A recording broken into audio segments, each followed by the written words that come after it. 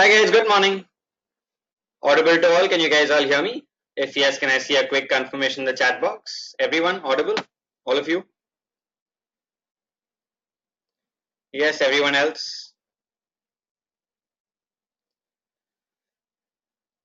Awesome, great. So welcome back guys to the social media marketing module. This is the last session of this particular module. So great to have you guys here on this awesome Sunday morning. In today's session, we'll be talking about Pinterest marketing, then we'll move on to social media marketing tools, and then we'll close with social media strategy, right?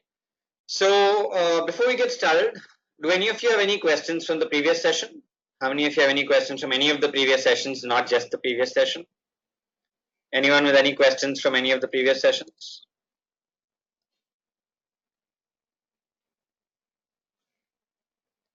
No, assuming everyone is clear. All of you? Have all of you done your task, by the way? From the previous sessions, all of you? You should have had 4 weeks tasks so far. All of you? Everyone's done your tasks? Some of you say yes. What about the rest of you? Done all of it? Some of it? Yes, no? Not the last weeks, but the rest. All right, great. So please ensure you complete those tasks. Those have been designed to ensure that you get the best out of the course. So go ahead and ensure you do those. Right? Any questions from any of the tasks or anything that you've been doing? Any specific questions from that? From anything that we've covered over the last 4 weeks? No, I'm assuming everyone's clear. So if that's the case, can we get started with our first section for today, which is on Pinterest marketing? Yes, everyone. Can we get started, guys, with today's session? Great, awesome. So before we get started here, how many of you are active Pinterest users? As how many of you have used Pinterest at least once in the last, let's say, 1 week? Agrima says yes. What about the rest of you? How many of you are active Pinterest users? Tejaswini is. Anyone else active on Pinterest? No, just 2 of you. All right. Just downloaded last week, says Vansh. Okay. All right. How many of you have never signed up for Pinterest? Is there anyone here? How many of you have never signed up for Pinterest, don't have an account? Anyone never signed up? No account on Pinterest? Yes, no. So everyone has an account. I'm assuming all of you here have a Pinterest account. Okay, Shilpi says I'm not able to hear you. Can one of you just reply to Shilpi, or let me just do it? Shilpi might have to log out and log back in. Let me just say that to her.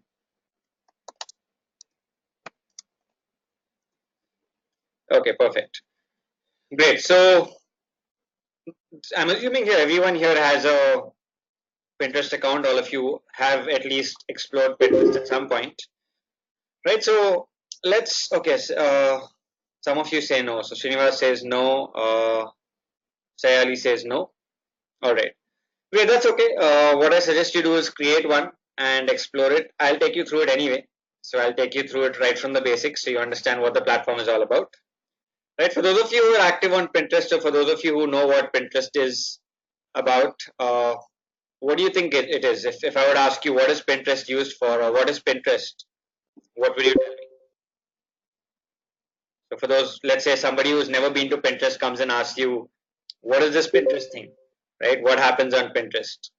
Why do people go to Pinterest? What is Pinterest? Right, so Alice says image sharing, one says kind of bookmarks. Agrima says I use it to get innovative ideas, visual presentation. All right, that's perfect. Nirav says image sharing or GIFs. Okay, that's great. Again, best for research. That's a very good point. Shilpi says best for research. That's an excellent point. Great. Awesome. So let me take you through what Pinterest is all about. I'm just going to scroll and take you through this. So before we go there, let's talk about what we're going to cover in this section. So we're going to be talking about what Pinterest is and how does it work. We'll talk about how do you use it for business, how do you market effectively on the platform, what are the best practices when you market on the platform, how do you leverage something called rich pins, and analytics and measurement on Pinterest. Right, so we'll look through all these points on Pinterest marketing.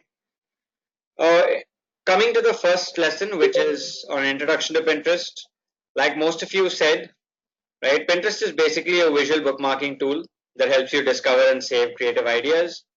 So I'll take you through the platform. I'll show you what it is. For those of you who've never been to Pinterest, I'll show you how you can use it for research, how you can use it to bookmark things that you want to see later, right? So for those of you who are very new to the platform and never been there, Pinterest is like maintaining a digital scrapbook, right, with clippings and articles.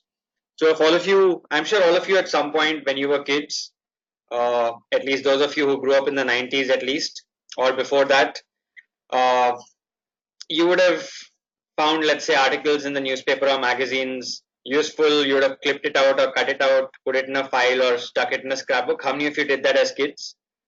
You found something interesting somewhere and you would actually cut it out and keep the clipping with you. Yeah, most of us did it, at least those of us who were kids in the 90s and before that, right? So think of Pinterest as your virtual scrapbook, where let's say you find something interesting on the internet, you want to save it for later. All you do is you pin it. You can create specific boards, you call them pin boards, and you can pin anything that you find which you think you want to save for later to those boards. So you can create as many boards as you want, pin as many things as you want, right? So I'll show you how this works, but that's exactly what Pinterest is. It's like your virtual pin board or virtual scrapbook, right? It's also a catalog of ideas for people looking for inspiration, right? So because there are so many pin boards on Pinterest, so many people have actually pinned so many things, it's a great place to go and see what people have pinned and get ideas in different areas, right? Which is why, as one of you said earlier, I think it was Shilpi. Shilpi said it's a great platform for research because it is indeed a great platform where you can get a lot of very, very interesting ideas, right? Great. So with that introduction to Pinterest, I'm going to ask you a quick question, right? Those of you are active on Pinterest. So that is, I think here we've got Agrima and uh, someone else said they're active. Who is that? That is Tejaswini, right? So those of you are active on Pinterest. What do you go to Pinterest for? So why are you guys active? Agrima and Tejaswini, and anyone else who's kind of active. What makes you go back to Pinterest? Why do you go back to Pinterest? So Agrima says fashion tips. Okay, great. Tejaswini says images or ideas about some concept. Okay, awesome. What else? Why do you go? Why do you guys go back to Pinterest? Check ideas, says Ala. All right. Get some ideas again, says Dahlia. Okay. Anyone else? Right. So that's exactly that's one of the key reasons why people go back to Pinterest. So let's look at what active users do there. Again, this is really important because, like I've always told you from day one, to market effectively on any social platform, you first need to understand what the platform is all about and why do people go there. Then as a marketer, you can give them what they come there for and you automatically get successful at what you do on the platform, right? So when it comes to Pinterest, a lot of users bookmark or pin whatever they find interesting on the web. So they create boards like I told you. So let's say that Agrima is interested in fashion, for example. So she can create a lot of boards on different areas of fashion and keep pinning whatever she finds across the web onto those boards, right? So that's something that people use Pinterest for, is to use it like their virtual pin board. Next is they use the pin on these boards for later reference, right? So you've pinned something, later on you go back, go to your boards. Let's say, for example, you were researching or looking for ideas for what to wear at weddings and now your friend's wedding is coming up. So you just go back to your weddings board and look at the best wedding costumes and say, okay, I'm going to wear this for my friend's wedding, right? So that's something they go back to it for again. After they've pinned on their pin boards, they go back to see what they've pinned and use it later, right? It's also for discovering and saving ideas for things they want to do. So let's say you want to travel. Let's say you love traveling. I don't know how many of you love traveling. How many of you love traveling here? How many of you love to travel? I'm sure a lot of us do. Most of us do. I've not met too many people who do not like traveling, right? So let's say you love traveling, going to all those exotic places. So what you can do is you can actually build boards on Pinterest. You can build a board, let's say, for the best beaches to visit, the best hill stations to visit, the best adventure places to visit where you have adventure sports. And then when you want to plan a trip, let's say you have a vacation coming up and you want to take 10 days off from work, you just go to your boards and see, okay, I have all these places I've pinned. Which is the best place I want to go to now, right? So you use this not just in travel, but in any industry, right? Could be travel, could be beauty, could be fashion, right? Could be interiors, lots of things. And then you research things you actually want to buy, right? So these are key things that users do on Pinterest. They first create boards and bookmark stuff to their boards, go back to their boards later when they need it, use it to find ideas on certain specific topics or areas of interest, and then research things they want to buy, right? So now that we've looked at what the platform is all about and why do users go there, let's understand some basic Pinterest terminology, especially for those of you who are new to the platform. So the most basic term used on Pinterest is something called a pin. So just like you have a tweet, which is a post on Twitter, you have a pin, which is nothing but your bookmark on Pinterest. So all bookmarks on Pinterest that people have put up there are called pins, right? Then you've got boards. So these are those collections of pins. Let's say I have a board for travel. I will have all my pins on travel on that board, right? Like I said, think of it as your real life pin board. Let's say you have one in your office and you keep pinning things to it. So whatever you pin to it is called a pin, and all the pins together make up a board. Okay. Then you've got followers. So followers are basically people who follow you on Pinterest, either follow your profile or follow your boards, right? So that's basic terms you'll find on Pinterest: pins, boards, and followers, right? So now that we've looked at the basic terms as well, let's look at how do you use Pinterest for business and what are the best practices for marketing. Before I go there, for those of you who are new to the platform and not very familiar with it, let me take you through a quick overview of the platform itself. So when you log into Pinterest, what does it look like and what people do there? So when I log into Pinterest, this is what my login page looks like. It's my feed, just like on other platforms like Facebook and Twitter, you have a feed, right? Where you go, you log into Facebook, you have a feed. Log into Twitter, you have a feed. Likewise here as well, I have a feed. So this is my Pinterest feed, right? I can keep scrolling and I will find pins here. Just like other platforms, Pinterest also has an algorithm that basis what I've liked in the past and basis what I view and what I read, what I interact with, it shows me pins that I would find relevant, right? All right. So when I click on my name here, it will show me all the pins that I have done, right? All the pins that I have pinned to Pinterest. Okay, so I can see all my pins here and I can see all my boards as well. Okay, so I can click on both. I can see how many are following me, how many I am following, right? So I'm going to click on boards here. Here I can see all my boards. Yeah, here I can see all my boards. So as you can see, I use Pinterest very kind of differently. All my boards are digital marketing related. So anytime I find great images on the web, great infographics, great let's say pictures which I can use in my presentations, because I make a lot of presentations. I do a lot of workshops, do a lot of trainings, right? So whenever I want something for my presentation, I just come back to these boards and find them, right? So let's say I'm making a presentation on Facebook ads. I will just come here, I will go to my board on Facebook ads, and then I then find images that I want to use. Let's say I want to use this image which talks about click-through rate on Facebook ads, or I want to talk about this image which is about Facebook testing, augmented reality, ads in the feed.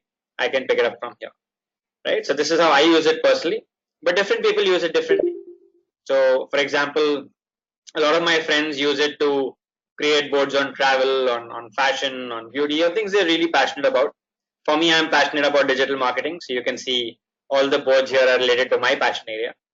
So that's what I do here. Now, another thing you need to know is that all these boards here can be followed individually. So people can either follow me. So if you guys go to my profile on Pinterest, you can follow me, which means you follow all my boards. Or let's say you're only interested in my board on, let's say, entrepreneurship and success, you can then only follow that board. So people can follow specific boards or users itself. If you follow a user, you follow all the boards that they've created, right? So this is just what you can do here. When it comes to research, like I said, and like most of you agreed, Pinterest is a great platform for doing research. I'll just show you how wonderful it is. Just watch this because this is how wonderful Pinterest is when it comes to looking for ideas. So let's say, for example, I want to do up my home. I think I want to renovate my home and do up the interiors. So I want to find ideas. So I come here. By the way, Sally says not audible. Is it audible to everyone else, guys? Everyone else is audible? All of you? Yeah? Okay, perfect. So Sally might have to log out and log back in. So let's say I want to come here and do some research on interior design ideas, right? So I come here, I search, I find so many images. I can see which ones I like from here, right? And then I can pick, I can, let's say, create a new board called interior design. I can pin these ideas there, right? So you can see you'll have like endless number of ideas. Ala says, but it seems that you automatically follow all the boards the moment you follow profile. That's correct. That's correct, Ala. So if you follow a profile, you follow all their boards by default. But if you only want to follow a board, you can follow only a board. So let's say you only want to follow one of the boards I've created. You can go to my board and follow only the board. But if you follow me, you automatically follow everyone. Nirav says, is it possible to download images directly on PC? Yes, you can. Yes, you can. So let's say, for example, I like this image, right? I can just save it. So I can say save image as, and I can save it to my desktop also. If I don't want to pin it to Pinterest, I can just save it here, right?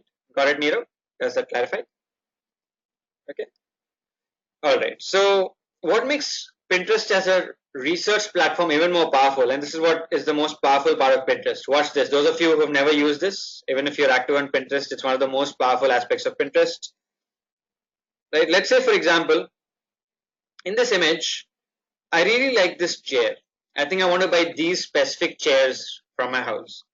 Right? So what I'm going to do is I'm going to click on this little icon here, this little square.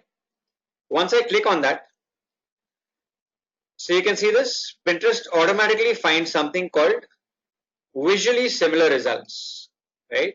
So it automatically finds very, very similar images for me, right? You see this? So if you like one idea, it will automatically find similar ideas that you may like. Not just that, let's say, for example, I want only this chair. So I'm just going to zoom in on this chair here, right? You see this here? So what happened? It immediately found and pulled out ideas of similar chairs for me. Got it? I just zoomed in on the chair in that image and it found more chairs for me. Not just that, let's say, for example, I like this table now. I think that table is really nice and I want that table or similar table ideas. So I will now just zoom in on that table. So I'm just going to zoom in specifically on that table, right? And you see that? You now have ideas for tables, right? This makes Pinterest a really, really powerful platform because this kind of search, this kind of visual search is there in a lot of platforms. Even Google has just launched it, but Pinterest was one of the first to launch this. It's what you call the Pinterest lens, right? Pinterest was one of the first platforms to launch a search like this, and it's called the Pinterest lens, right? So you can do this for anything. I just showed you an example here, but let's say, for example, you're looking for, let's say, fashion ideas. You could just search for one specific dress, put this lens around it, and Pinterest will find many more similar dress ideas for you. Let's say looking for a design, Pinterest will find many more similar design ideas for you.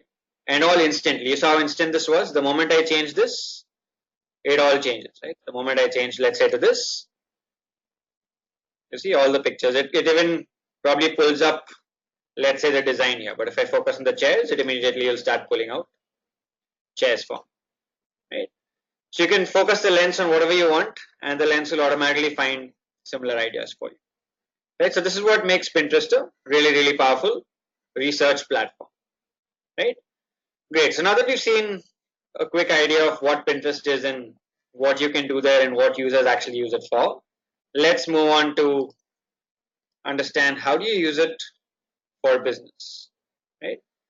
So when it comes to business, there are a lot of statistics that says that Pinterest helps influence sales, right? It helps influence users' buying process. So it says data says that 87% of pinners have purchased a product because of Pinterest. And if you think about it, when we're doing research and we really like a product, sometimes you can actually go and buy it off Pinterest itself. So if you go back to the platform again, let's say I want this chair, right? And it gives me the site as well. So if I want, I can actually click on the site and it might take me to the site where I can actually buy this from. You see this? So Pinterest helps drive a lot of referral traffic. People doing research want to buy things. A lot of them actually go from Pinterest and then buy a product basis their research, right? Not just online, but also offline. So a lot of pinners use Pinterest to decide what they should buy offline. So they research on Pinterest, then find ideas, then they go and see, okay, where can I buy this offline? And then walk into the store and buy it, right? So Pinterest also influences sales offline, not just online, right? And then over 5% of referral traffic to websites comes from Pinterest. So in fact, Pinterest is one of the largest sources of social referral traffic. In fact, Facebook's referral traffic has kind of been dropping off late, but when it comes to e-commerce sites particularly, Pinterest is a great source for driving referral traffic. Because when people are researching on Pinterest and they want to know where to buy this, like I just clicked on the pin and went to the site, people do click on pins and go to websites, and which is why Pinterest is a large source of referral traffic to a lot of sites, particularly in the e-commerce space and specific industries, which I will show you about. Right? So sectors where Pinterest works best, right? Pinterest does not work great or well in all sectors, simply because not every sector would suit a platform like Pinterest, which is extremely visual. Right? It requires a lot of sometimes even visually good-looking products. So sectors where it tends to work best are normally these. So you've got travel, fashion, beauty, food, of course, weddings, and home decor, right? So these are the key sectors where Pinterest generally works best. So if any of you are in any of these sectors or any of these industries, then Pinterest might be a great platform for you to try out, right? To drive awareness, drive visibility, drive recall for your products, and also drive referral traffic to your sites, right? All right. So when it comes to marketing on Pinterest, right?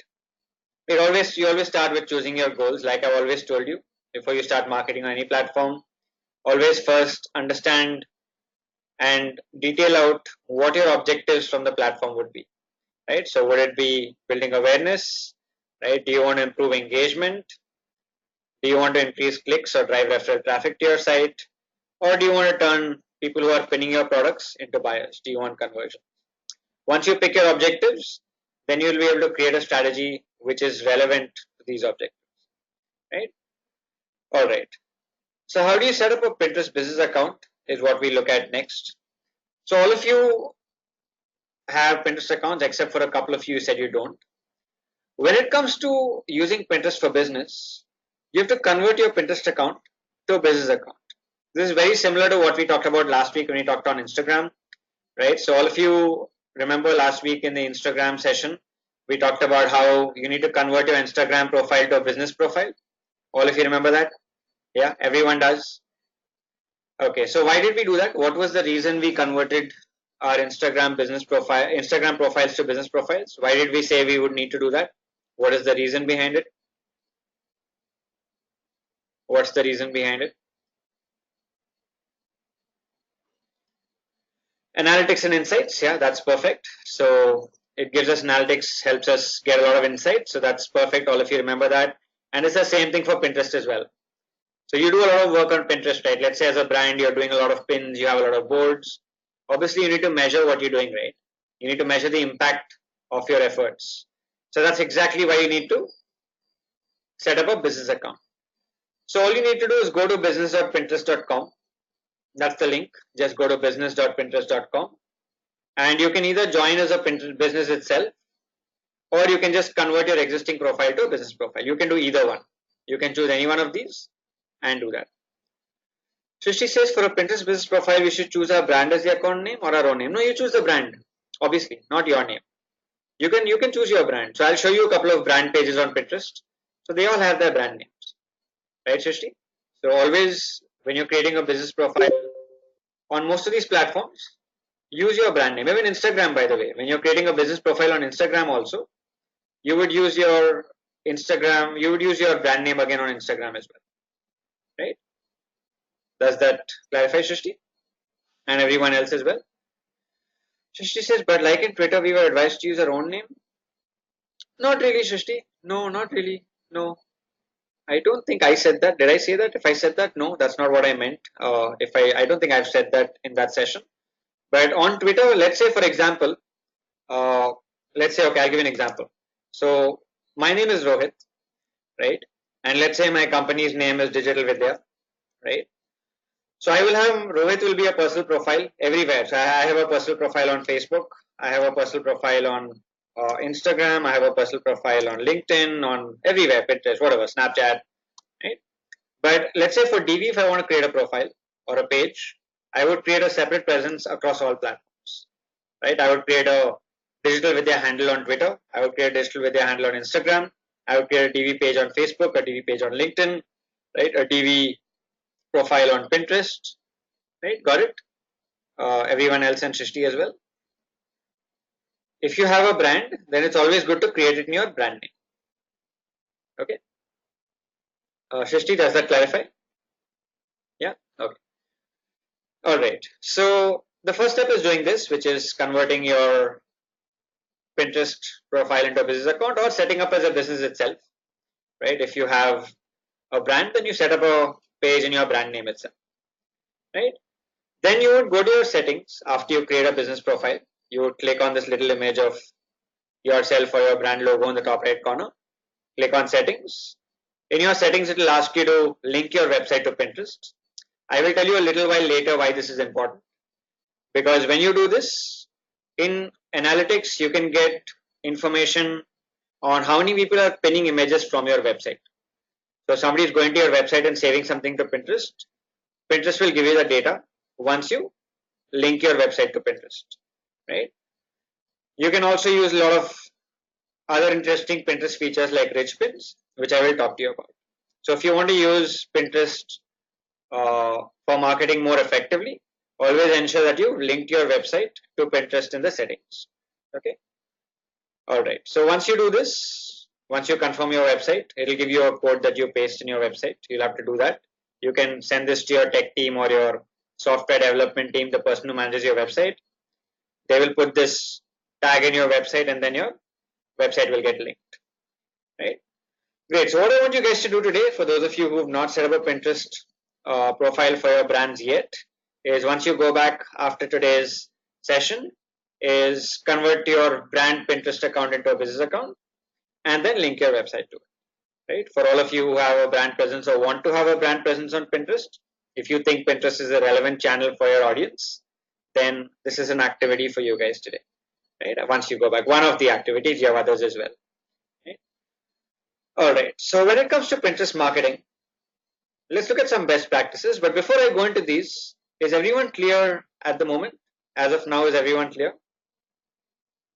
Yeah, everyone's clear at the moment until what we've talked about so far. The introduction to Pinterest, what is Pinterest all about, what users go there for, how do you set up a business profile on Pinterest, linking your website to it. Yeah, all right. Great, awesome. So moving to Pinterest marketing best practices. One thing is, as a brand, is to create boards that your audience will love, right? For example, I'm going to show you different brand examples. This first example is from this brand called HubSpot. I don't know how many of you heard of HubSpot. HubSpot is one of the leading CRM software companies, where they have a very good CRM suite. They also have a very engaging marketing blog. So it's a great blog to follow, by the way. If you want updates on digital marketing, HubSpot has a great blog, right? So if you look at their boards here, their audience is people who are marketers. Their audience is people who would use their CRM software. So since their audience is marketing teams, you can see the boards that they've created. Are these boards useful to marketers? They say helpful marketing ebooks, useful templates, webinars, marketing infographics. Are these boards relevant to their target audience? Yes, no? Of course they are, right? So whenever you create boards on Pinterest, create boards that would add value to your audience. This I've been saying this right from the first week, because that's the most important thing on social media. Understand why your audience is on the platform, give them what they want, add value to them. That automatically will give you a lot of success on the platform. So you can see here, these guys have created boards that their audience would find extremely relevant. Then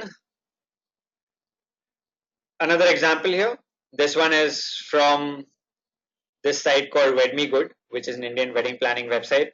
So you can see here as well, anyone who's probably getting married or wants to plan a wedding, or is a wedding planner looking for ideas, they've got boards on everything you would need for a wedding here. So that's again very relevant to their target audience, something their audience would find valuable. Another example from Make My Trip, right? So you can see all the boards here that Make My Trip has created on Pinterest. Are these boards relevant to Make My Trip's audience? Are these boards relevant to Make My Trip's target audience? Of course they are. Make My Trip is a travel site. Anyone who goes to Make My Trip is looking to travel. And that's exactly what they've done. They've created boards here that are relevant to their target audience. Right? This is another example. This is from Urban Ladder. What does Urban Ladder do? I'm sure most of you heard of Urban Ladder. What does Urban Ladder do? I'm sure you guys have heard of it. Yeah, they're into home decor, interiors, furniture.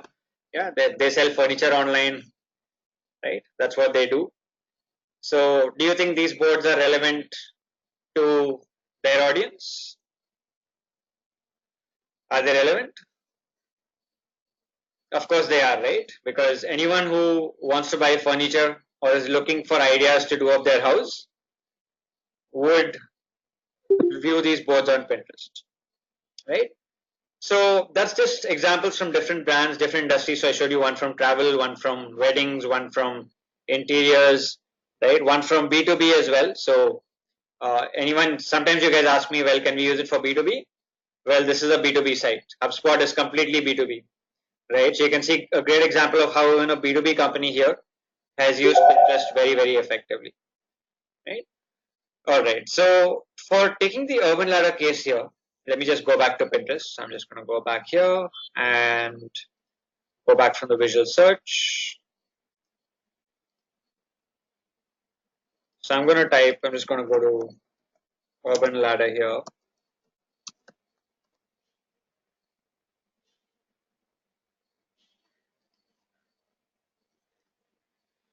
All right. So for Urban Ladder here, let's say I want to go to their boards, and let's say I want to buy furniture for my living room. I can click on living rooms here, and let's say I'm looking for ideas. Let's say I really like this one here. I can just click here, go to where they've pinned this from, and read more about it. Right? Likewise, they will also have their own products here. They would have pinned not just from other places, but they would have also pinned their own products. So if you want to, let's say you find something interesting, you can actually click from here, go to Urban Ladder and buy. So they're not just driving awareness and adding value, engaging their users. They could also probably drive traffic to their site. They could also drive sales on their site, right? Daria says, is this platform relevant for a service industry like a salon? That's a very good question. I'm going to open this question to all of you here, since we've spent the last half an hour on Pinterest. Rest of you, do you think this platform would be relevant? Let's say Dalia has a salon. Do you think she'd be able to use Pinterest to drive awareness and visibility for a salon or a chain of salons? Everyone says yes. So how would she do that? What are the ways she can do it? Yeah, perfect. Like Shrishti says, you can share hairstyles, you can share body care tips, right? So much that you can do. Pictures about latest trends, says Ala. Right, got it, Dalia? So much you can do, right? So let's say somebody who's coming to a salon would probably check for hairstyles, right? Look at the amount of pins you'll have on hairstyles here. Right? Let's say I search for hairstyles. Look at this. So Pinterest knows I'm a guy, which is why it's showing me hairstyles for me. But if you look at, if I search for, let's say, women's hairstyles specifically, it would show me, it's still showing me this for some reason, something wrong with it. But if you're a woman looking for hairstyles, it'll probably show you hairstyles relevant to you, right? Okay, great. So that's what you can do. A lot more, not just hairstyles, but like people have suggested, you can do body care tips. You can do even let's say uh, facials and so many things that a salon does. Right? You could actually use this as a platform to make your chain of salons popular. Right? All right. Great, guys. So coming back here, some more best practices. We looked at how brands can create boards that their audience would find valuable. What normally works on Pinterest is high quality pictures. Pinterest is a very visual platform, just like Instagram. So whenever you pin something to Pinterest, ensure that the image is high quality, especially if you're uploading your own images to Pinterest, ensure this is high quality. So for example, if Dalia is uploading images from her own salon, let's say that Dalia in your salon, you did a great hairstyle and you have a board that talks about work you've done at your own salon. Ensure the picture is very, very high resolution, very, very visually appealing, right? Because Pinterest is all about high quality pictures, right? You can also show multiple products in the same pin. Let's say you're selling a product, like let's say you're selling these handbags. You could show three of them in the same pin so people can actually choose which color they want instead of doing three separate pins for those three separate colors of the same product. Right? So that's another best practice to follow, especially if you're in the e-commerce space. Wherever required, especially when you're, let's say, promoting or pinning a blog.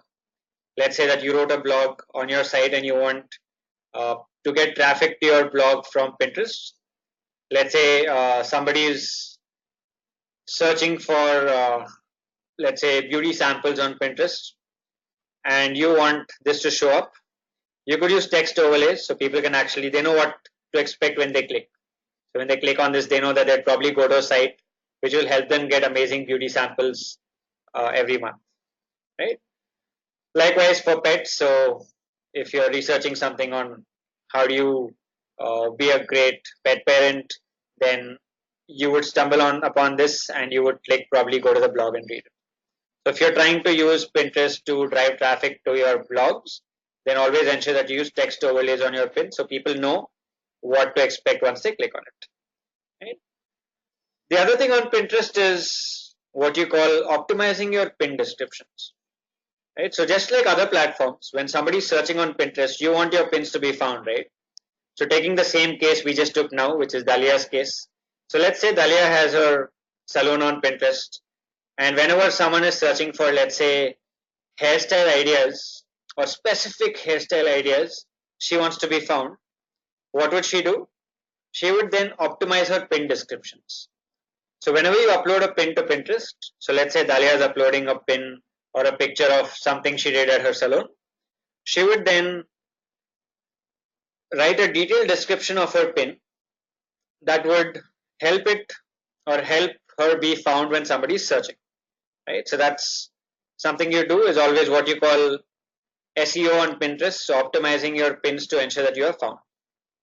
Right? Shishi says if your blog is very text heavy, for example, if it talks about life after college or adult life problems, what kind of content can we share? Oh, see, it doesn't matter if the blog is text heavy. Let's say, for example, can you give me an example of a blog you've done recently? Let's say I've not searched Pinterest for this before, but okay, let's take Shrishti's question and go back to Pinterest, and let's search for, let's say I'm just going to search for teenage problems, just random search, let's see what shows up, right? There are a lot of teen problems boards, right? Right, you have quotes, you have this. So for example, you see this here, it says understanding teenage behavior and problems. This is the other way around, not what you are writing, but just to give you an example. So I can click here.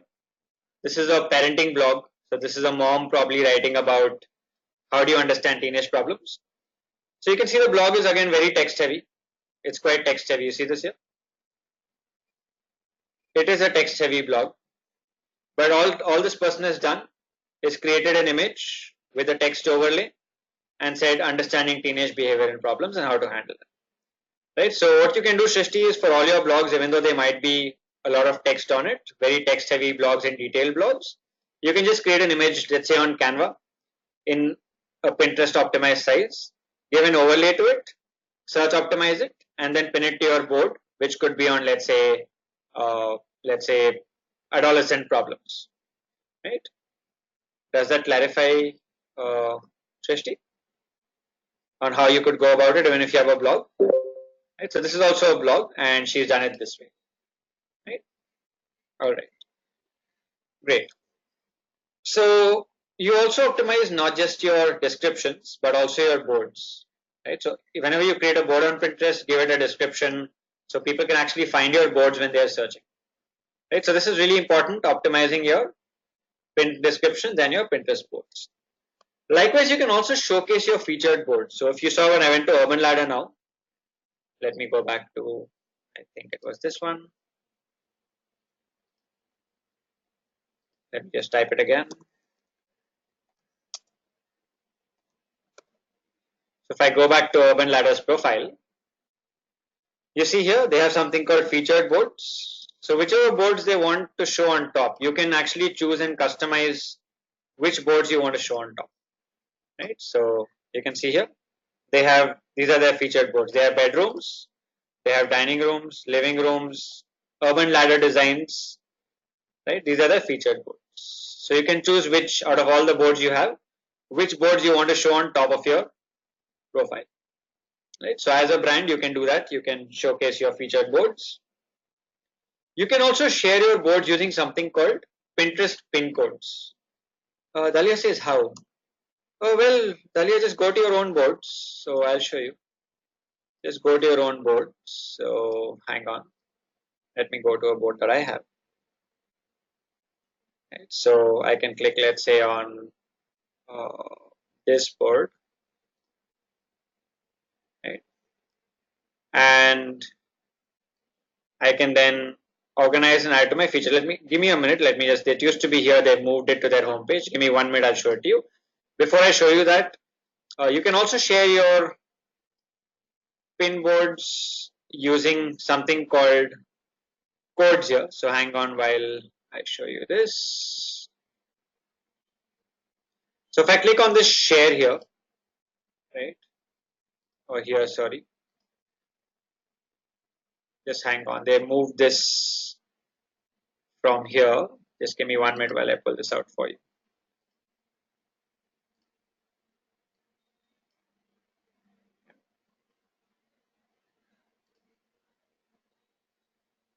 Let me just pull up another board. 1 minute. Yeah, here you go. So on this board here, you can see here, it says on this, you have this icon here on the top, this one here. When I click on this, it says download pin code. So I can create a code like this. Let's say I want someone who's walking, let's say again, take Dalia's case, someone's walking into her salon and she wants people to follow her board on Pinterest. Anyone walking in, you can just take this pin code from here. You can change the image inside it. So I can choose any of these images. So let's say I choose this. I can download this code, print it on a paper, stick it maybe, or showcase it in my offline location. So in Dalia's case, she could showcase it in a salon. And whenever somebody comes to a salon and who's on Pinterest, she can tell them, well, you can follow our boards. We keep updating the latest hashtags that we do, the latest trends in beauty, and you can do that. Right? Shristi says, do people search for digital marketing on Pinterest? How does it work? Oh, well, you'll be surprised, Shristi. Honestly, they do. A lot of my pins that I've pinned have got repinned, right? And a lot of my Facebook ad pins or advertising pins, you'll be surprised they've got repinned, right? If you just search, there's a lot of people do search. Honestly, they do. Because end of the day, do you agree that digital marketers are the most savvy of all when it comes to these? If I'm a marketer and I know how Pinterest works, you think I will not use it for my own marketing as a digital marketer, right? Digital marketers know how the platform works. They probably know these platforms more than anyone else does. You guys agree? As a digital marketer, you guys know these platforms more than anyone else does, right? So you'll probably use it for yourself as well. And that's true. You can see a lot of my pins, a lot of my boards have got followers, a lot of my pins have been repinned. A lot of these pins that I have pinned here are actually found on Pinterest. And just to give you an idea, just see this. If you're saying that nobody pins digital marketing on Pinterest, look at this. Just look at the number of digital marketing pins on Pinterest. Just look at this. This will never end. Just look at the number of infographics you have. Right? Got it? All of you? You can just see the number of infographics you have here, number of images you have here, and you'll know how much Pinterest can be used here as well. Okay, moving back to featured boards, I'm just checking if I can do it from my profile, Dalia, because I have a business profile, but I have not linked my website. Hang on, I'm just checking if it can be done from my profile for me to show you. Hang on.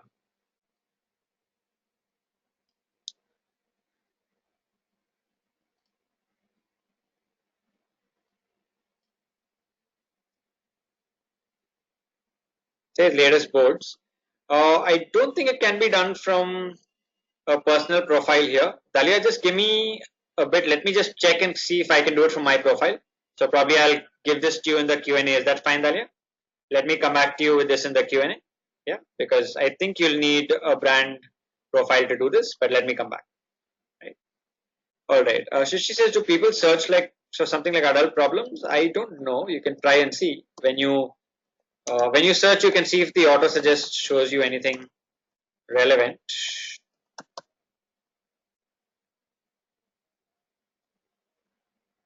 I don't see too much relevant content here on Pinterest on that. Not really too much content. Honestly, Shashi, doesn't look like there's too much content on it. Maybe you could try creating it and see if you are getting referral traffic to your blog from Pinterest, right? Right. I don't see too much content on it. Like you saw, digital marketing was actually full of content because there are people looking for that kind of content there, but here not too much. All right. You can also run contests on Pinterest, just like other platforms. You can, like I've told you, we've talked about contests in earlier sessions. We talked about contests on Twitter. We talked about contests on Instagram, right? So contests are a great way to engage with users, and you can run contests on Pinterest as well. So this is just an example of a brand contest. So this contest was run by the company Timex, which makes watches. So Timex went and asked their Facebook followers to go and pin their favorite Timex watches on Pinterest, and then they would pick lucky winners and give them a $100 gift card. So that's what they asked their followers to do. And that again is a great way because people would come in order to find the best watches. They would actually have to go through Timex products. They would have to pin it to their boards. So it increases a lot of brand engagement, drives brand affinity, right? Contests like these. So this is just an example, but you could be as creative as you can and come up with different ways you can run contests, right? All right. Neerav says, question regarding pin code. The purpose of the pin code is to download the image for offline use. That's correct. Yes, that's correct. If you want someone to follow your boards from an offline location using the Pinterest app on their phones, that's when you would use the pin code. It's like any QR code that you have, right, where you can actually scan a QR code and connect or connect the offline online worlds. Very similar. Right? All right. So just to summarize best practices. So you can, one thing is using compelling high quality, high resolution pictures. We saw how we can do that. Make your pins beautiful, helpful, actionable. Keep that in mind as well. Always add value. The ideal aspect ratio for a pin is this size. So when you're making pins, ensure that you make them in this 600 by 900 pixel size. So which is why you saw a lot of images that I showed you, particularly for blogs, were actually vertical. because vertical images tend to stand out more in the Pinterest feed. So try to use this size for creating your images. Create boards based on themes and ideas. So for example, you could create so many different boards in every industry, right from travel to fashion. Think about how you want to theme your boards and then create accordingly. Search optimize your boards and pin descriptions, right? So always do this to ensure that your pins get found. Always pin original content that adds value. This is the most important of all. Be consistent as well, right? So keep these best practices in mind. And another activity for you guys after you go back from today's session. So keep this in mind. This is another task for you after you've converted your Pinterest profile to business and linked your website. Make a list of boards you would create for your Pinterest profile, right? So make a list of, let's say, in Dalia's case now, just to take the same case again. So Dalia, you would go and make a list of boards that you would create for your salon, right? Let's say 6 or 10 boards that you would create. And then after you make a list, you would actually go to Pinterest, create maybe 5 boards and try and pin at least 1 to 2 images to each, right? So I gave you Dalia's case as an example, but you guys can take all your brands, provided of course your audience is there on Pinterest. If you think your audience is not there, then don't bother about this. But if you think you have an audience on Pinterest, then go ahead and do this. One says, how many boards can we create? Well, there's no practical limit to it. You can create hundreds of boards. There is no practical limit to it. Right? Pinterest does not have a practical limit to it. Right? All right, great. Moving on to the next lesson, which is on leveraging rich pins on Pinterest. Before we move on here, any specific questions that you have? Dalia, your question I'll come back to on the featured boards. But apart from that one question which is pending, any other questions that you guys have until now? Any other questions? Everyone's clear until now? If yes, can we move to the next lesson? All of you? Everyone's clear until now? Everyone else, guys? Yes? Okay, great, guys. Awesome. So let's move on to the next lesson, which is on how do you leverage something called rich pins, right? How many of you heard of rich pins before? Those of you are active on Pinterest, have you heard of rich pins? No? Have you heard of rich pins? Not really? Okay, so rich pins are basically pins that include extra information on the pin, right?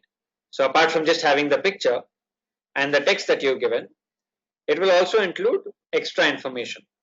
This information can be of different types, right? And this information will make your pin much more useful as well, right? So it makes, because there's more information on your pins become much more useful.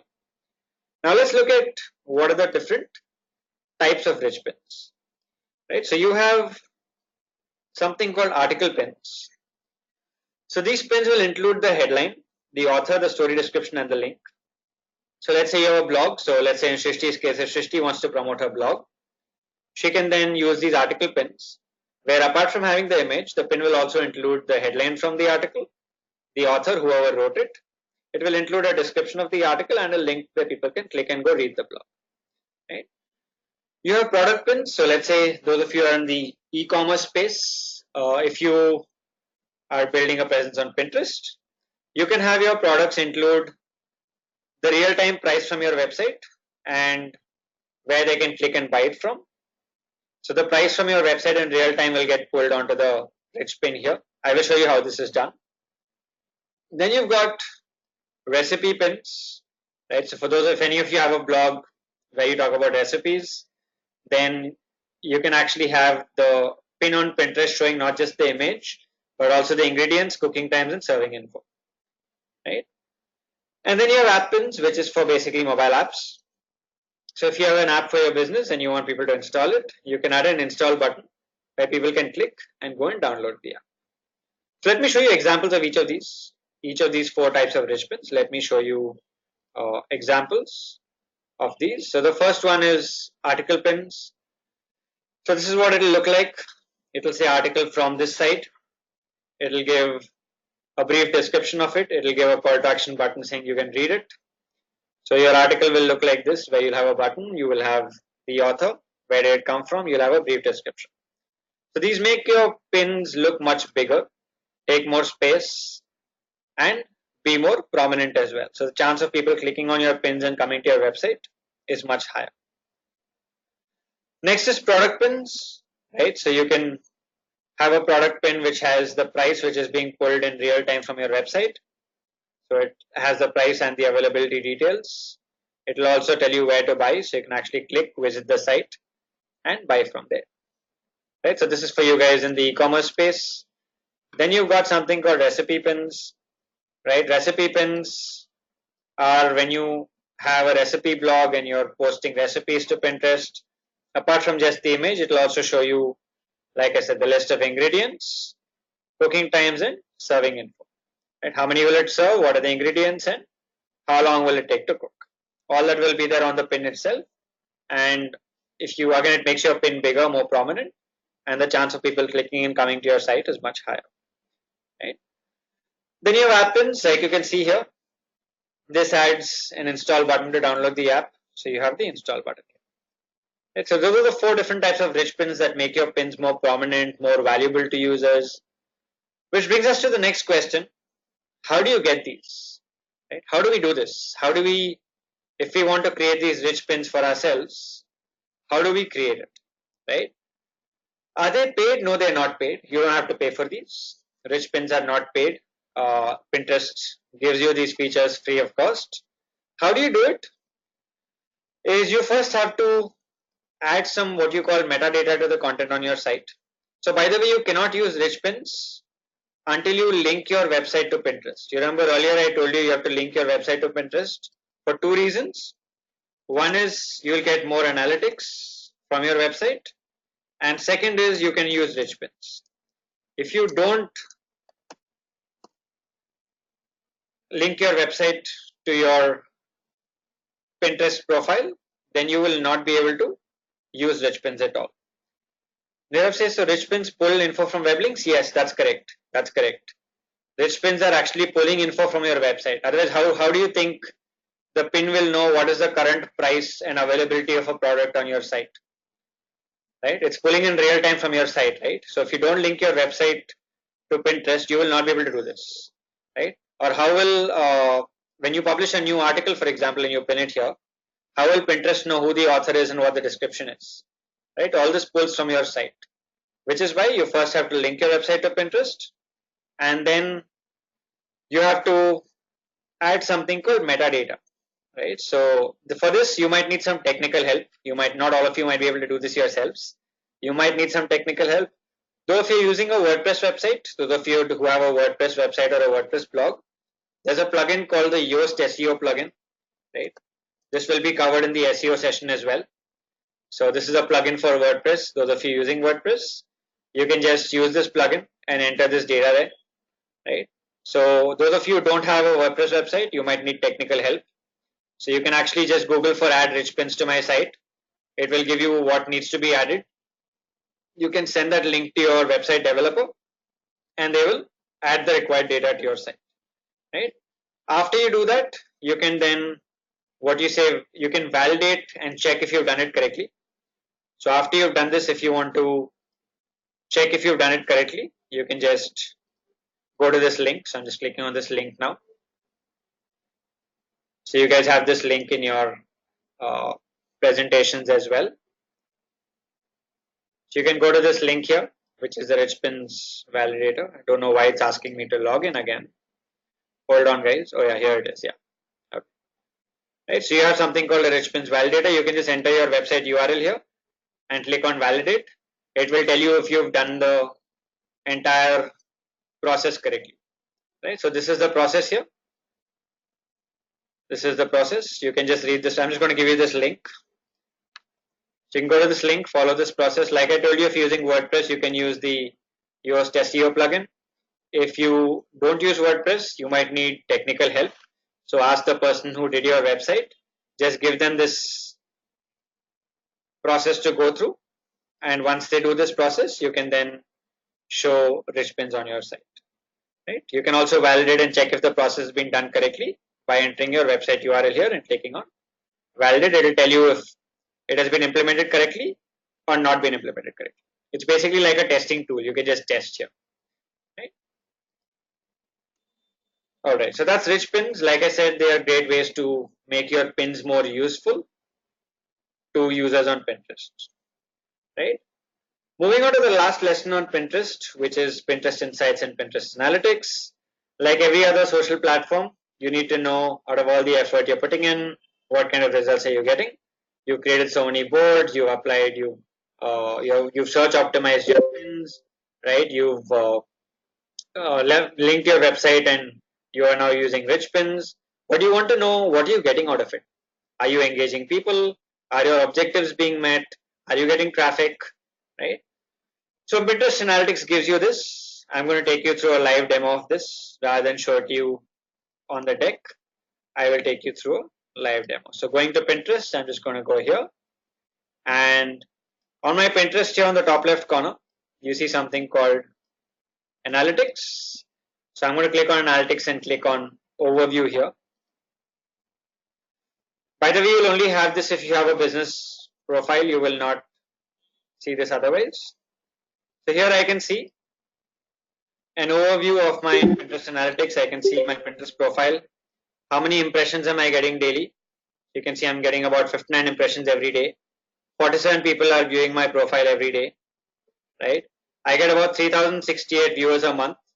So for those of you who are wondering, do people even view your digital marketing boards? Here's the answer, right? So for those of you who are saying, do people actually view boards on Pinterest related to, you've seen what my boards are about.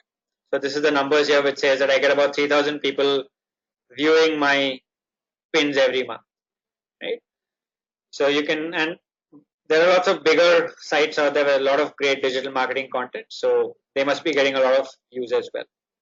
Okay, so you can then look at a lot more detail in this. If you connect your website, I have not connected a website here, but if you confirm your website, you can see what people are saving from your domain. Like I told you, it's important to connect your website so that people know what you're saving from your domain, right? So that's here, and then you have pin impressions. So you can see the top. Raj says, is there a way to know how many are converting? Yes, of course you can. Of course you can check how many are converting. Can anyone else answer that question before I answer it? How do you know if somebody clicks on, let's say, my product pin, goes to my website and makes a purchase? How would I know that? She says Pinterest tells you. Well, at the moment, Pinterest does not tell you that. At the moment, Pinterest does not tell you that. Is there any other way you can find out? Allah says code. Which code? So Raj has a very good question. Raj says somebody clicked on my Pinterest product pin, came to my site and made a purchase. How will I know that Pinterest drove a purchase on my site? So the answer is what Vansh and Nirav has said. You will know in Google Analytics. So Google Analytics will tell you, yes, Google Analytics will tell you that you had traffic from Pinterest. And let's say in the last 1 month, you had 1200 visitors from Pinterest. Out of those 1200 visitors, 3 people bought your products, right? Yeah, you can also use UTM tags, which you guys will learn in the analytics module, right? All of this you guys will learn in the analytics module. How many of you already done the web analytics module?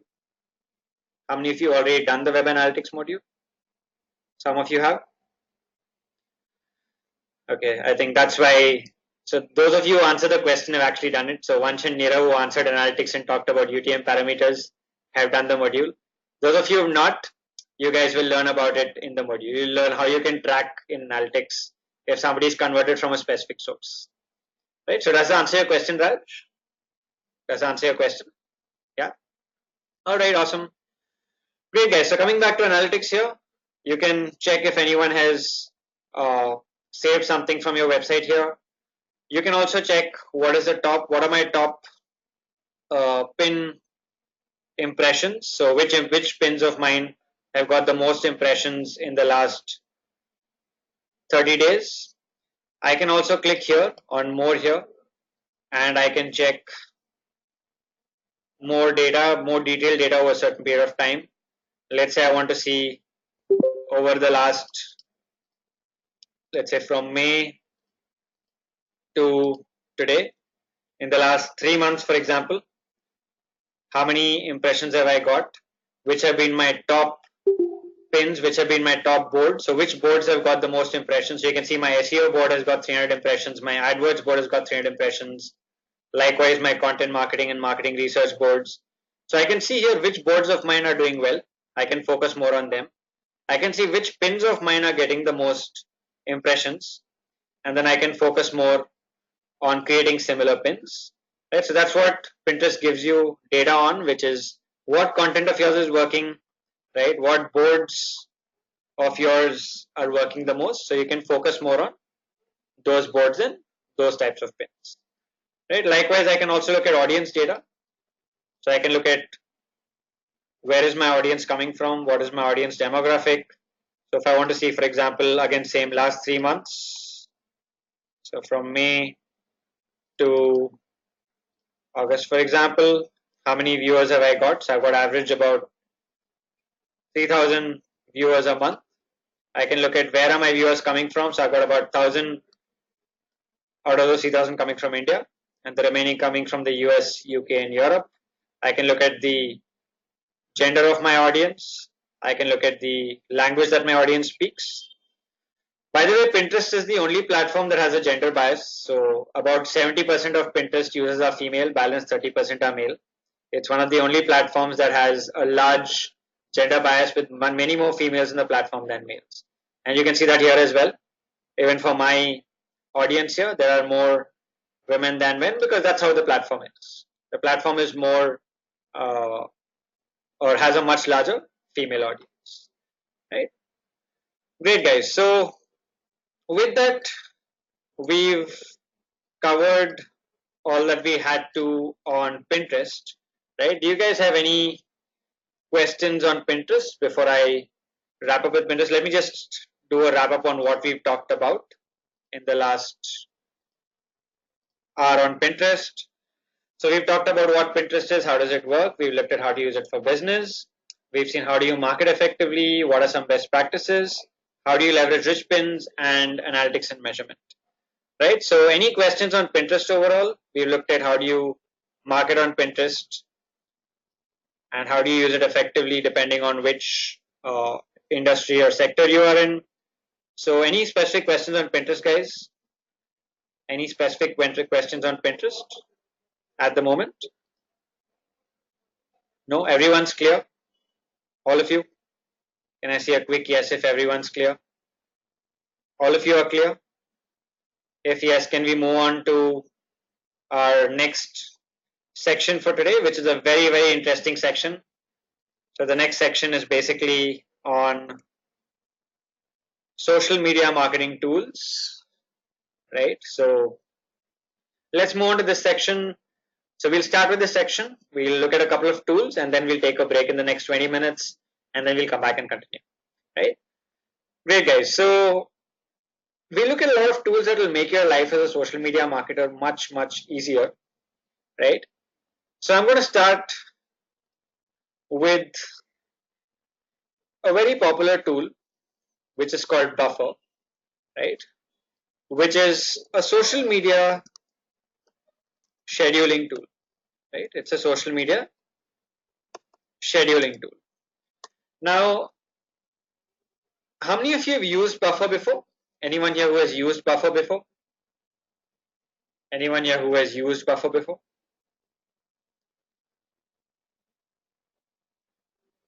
No? None of you have? Okay, Hariom has, Srinivas says just once. What about the rest of you? Anyone who's used Buffer? Okay, some of you say yes. So I see Sally says yes, Allah says yes, and the rest of you say no. Right, so Buffer can be a very powerful tool. I'll show you how. But before we go there, can you all tell me why do we need a scheduling tool in the first place? Why do we as social media marketers need a scheduling tool? A scheduling tool basically helps you post in advance. So I can schedule a post for tomorrow, for next week. Why do we need a tool like that? Why do we need a scheduling tool? Why do we need a scheduling tool? Save time, says Dalia. Yes, good point. Why else do we need a scheduling tool? Any other reasons that we would need a scheduling tool? Plan your campaign. Yes. What else? Plan better. It's a hassle to do this on a daily basis and it's planning ahead. Perfect, excellent, Raj, Nirav, and Ala. Anyone else? Why do we need a scheduling tool? Why would we as marketers need a scheduling tool in the first place?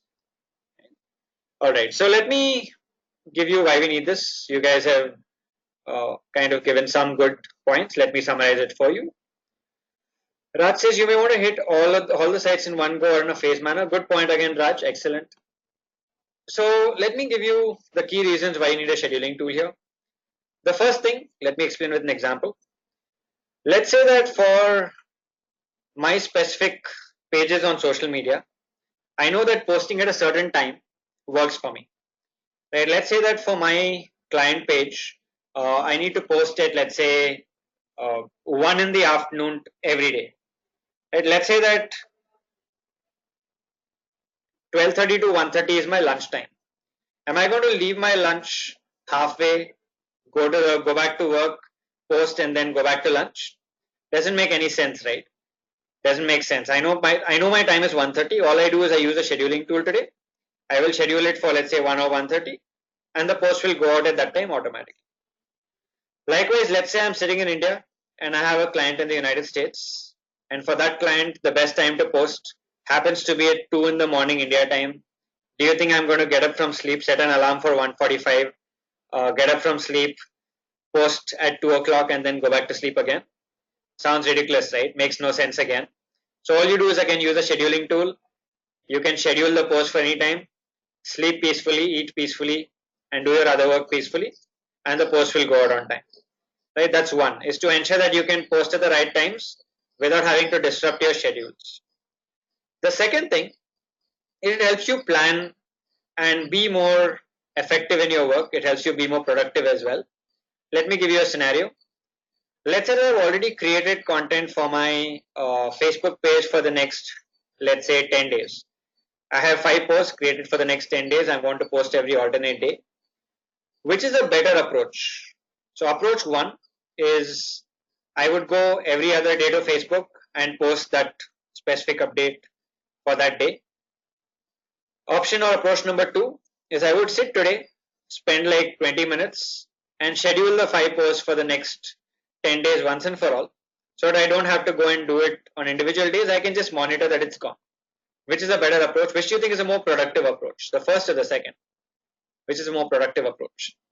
Obviously the second. Instead of breaking my schedule and doing it on every day, I can just sit today, schedule for the next, like spend 1 hour block time today and do it for the next, let's say 15 days, 20 days, and then only monitor as we go along. So I don't have to just do this single task on every day, right?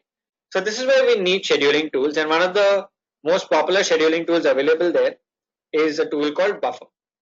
Right? So instead of showing you these tools on a platform or on a presentation, I will show you all these tools live so you can actually understand how these tools work. So let me go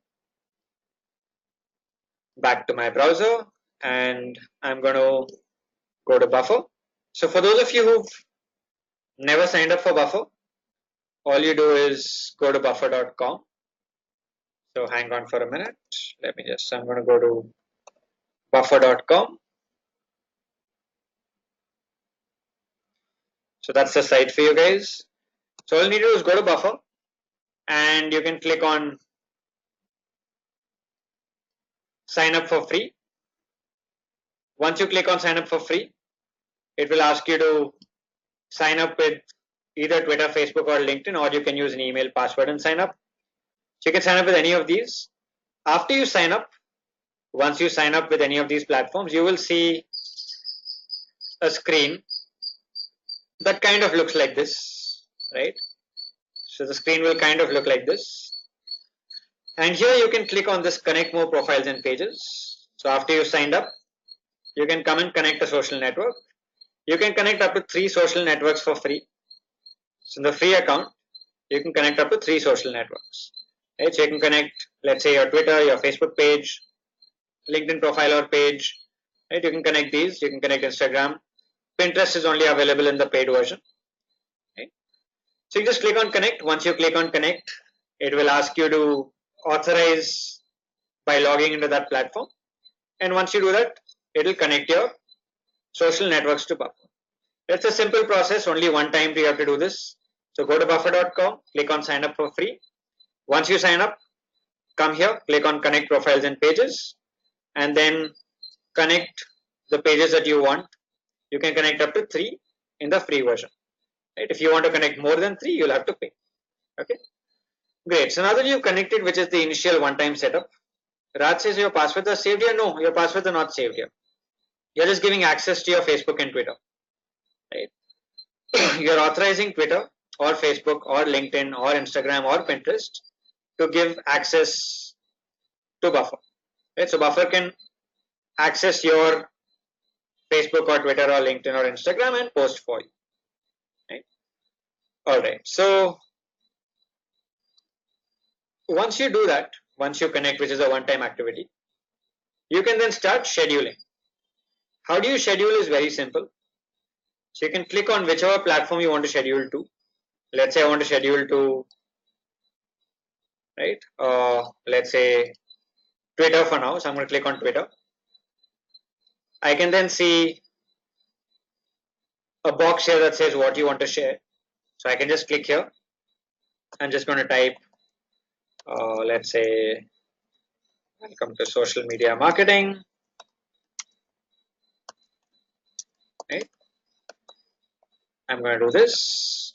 I'm going to give a hashtag and say hashtag SMM. If I want to add an image or a video, I can do that. Then, if I want to say post the same update to 3 platforms, I can post the same to 3 platforms and I can customize it. Let's say I want to post the same update to Facebook, Twitter, and LinkedIn. I can customize for Facebook. So for Facebook, if I don't want to use a hashtag, I can remove it.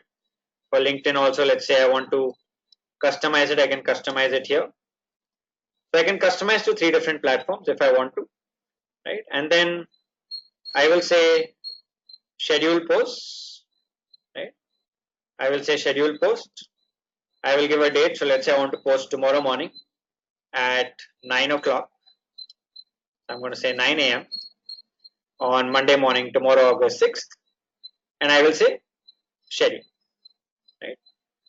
So now this post will get scheduled to all my platforms that I just selected. You can see here it says tomorrow at 9 a.m. Right? That's for Twitter. Hang on while I show you the rest. Right? Then I'm going to go to Facebook. And on Facebook, again, you can see here it says tomorrow at 9 a.m. And then I'm going to go to LinkedIn. And here you can see LinkedIn tomorrow at 9 a.m. Right? So I've scheduled to 3 different platforms from one single dashboard in one shot. Right? That's how you schedule on Buffer. Is everyone clear until now? How do you go to the tools, sign up, connect your networks, and how do you schedule? Is everyone clear? Yeah, everyone else clear until now? All right. Great. So what makes this tool even more powerful apart from just what you've seen until now? So right now what you've seen is how do you connect your social networks and schedule to multiple social networks at the same time to save you time and help you be more productive. What makes this tool even more powerful is the browser extension, right? So Buffer has something called a extension for a browser. So if you see this here, can you see on the top right corner I'm hovering on something? It says share with Buffer. Can you all see that? It says share with Buffer. So all you need to do is click, just search for Buffer extension for Chrome. If you're using Chrome, if you're using Firefox, you can search for Buffer extension or add-on for Firefox. Click on that and then you would say add to Chrome. For me, it's already added. So it says added, but for you guys, that's the link if you're using Chrome. If you're using Firefox, you search for the same extension for Firefox and then you can add it to Firefox as well, right? So that's how you add the extension. Once you add the extension, the tool becomes even more powerful, becomes extremely powerful. Let me show you how. Before that, Dalia has a question. Dalia says, can you schedule different time for different platforms at a time? Oh, You can, so not at the same time, but let's say Dalia is saying for Twitter I want to schedule at 9, for Facebook I want to schedule at 10, and for LinkedIn I want to schedule at 11. So you can quickly come here, you can just click on this, you can say change time, and you can change the time quickly. So I want to schedule, let's say 10 a.m. for Facebook, so it became 10 for LinkedIn. Quickly I come here, I say change time to let's say 11 a.m. and say set, right? So you can do it quickly though. You can change different times too for different platforms. Right? Good question, Dalia. Thanks for asking. Okay. So I was telling you, once you add the extension, this tool becomes very, very powerful. Right? So what you can do once you add the extension is you will now start seeing this buffer icon on all your social networks. So on Twitter, for example, you see here, you see this, apart from comment, retweet, and like, I also have this add to buffer icon. So on my Twitter again here, you see this, there's an add to buffer icon. So once you install the extension, you'll start seeing this add to buffer icon on your social network. So let's say for Facebook, so when I go to Facebook again, let me go to Facebook now. So on Facebook here, you will see a buffer icon. You see this here? It says buffer. So I have like, comment, share, and buffer, right? So I will start seeing this buffer icon or this buffer option on my other social networks as well. So for example, let's say I think I like this video and I want to, let's say, retweet it or share it with my audience. I think it's relevant to my target audience. I can click on add to buffer and then it will open up a buffer window for me. So I can just schedule this directly from here itself. So if I find some great content on other platforms, I can quickly click on the buffer icon, buffer option, and schedule it. Right? Not just that, I can also schedule retweets. Right? So let's say I think this is really good and I want to just retweet it. Right? I want to just retweet it. When I click on retweet, you see this here, it says buffer retweet. So for all of you, you will only see one option now. After you have the buffer extension, you will see buffer retweet option. Right? So if I just click on buffer retweet, it will now schedule the retweet for me. So I can do that. I can say schedule post, and let's say I want to retweet it, let's say 2 hours from now. So I will say 4:25 p.m. today, and I will say schedule. It says post has been scheduled. If I go to my queue now, you see this here? It will show up now. Hang on. You see this? Today at 4:25, this retweet has been scheduled. This makes it very powerful because let's say I'm browsing through content and I find lots of content that is relevant to my audience. Let's say I'm browsing through Twitter for travel content because I have a travel blog and I want to engage my audience. And I'm finding a lot of relevant content that my audience would like.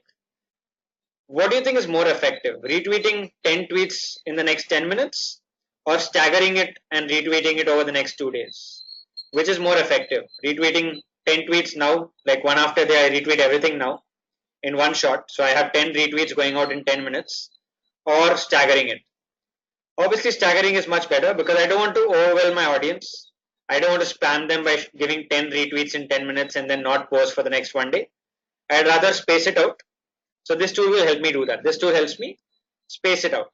So I can spend 10 minutes now to find content and I can space it out over the next 2 days by using a tool like Buffer. Right? Not just that you can schedule directly from social platforms. Let's say I'm reading a very interesting article. Let's say I'm reading this article on 5 successful Pinterest campaigns of all time. And I think this article is going to be very useful to my audience.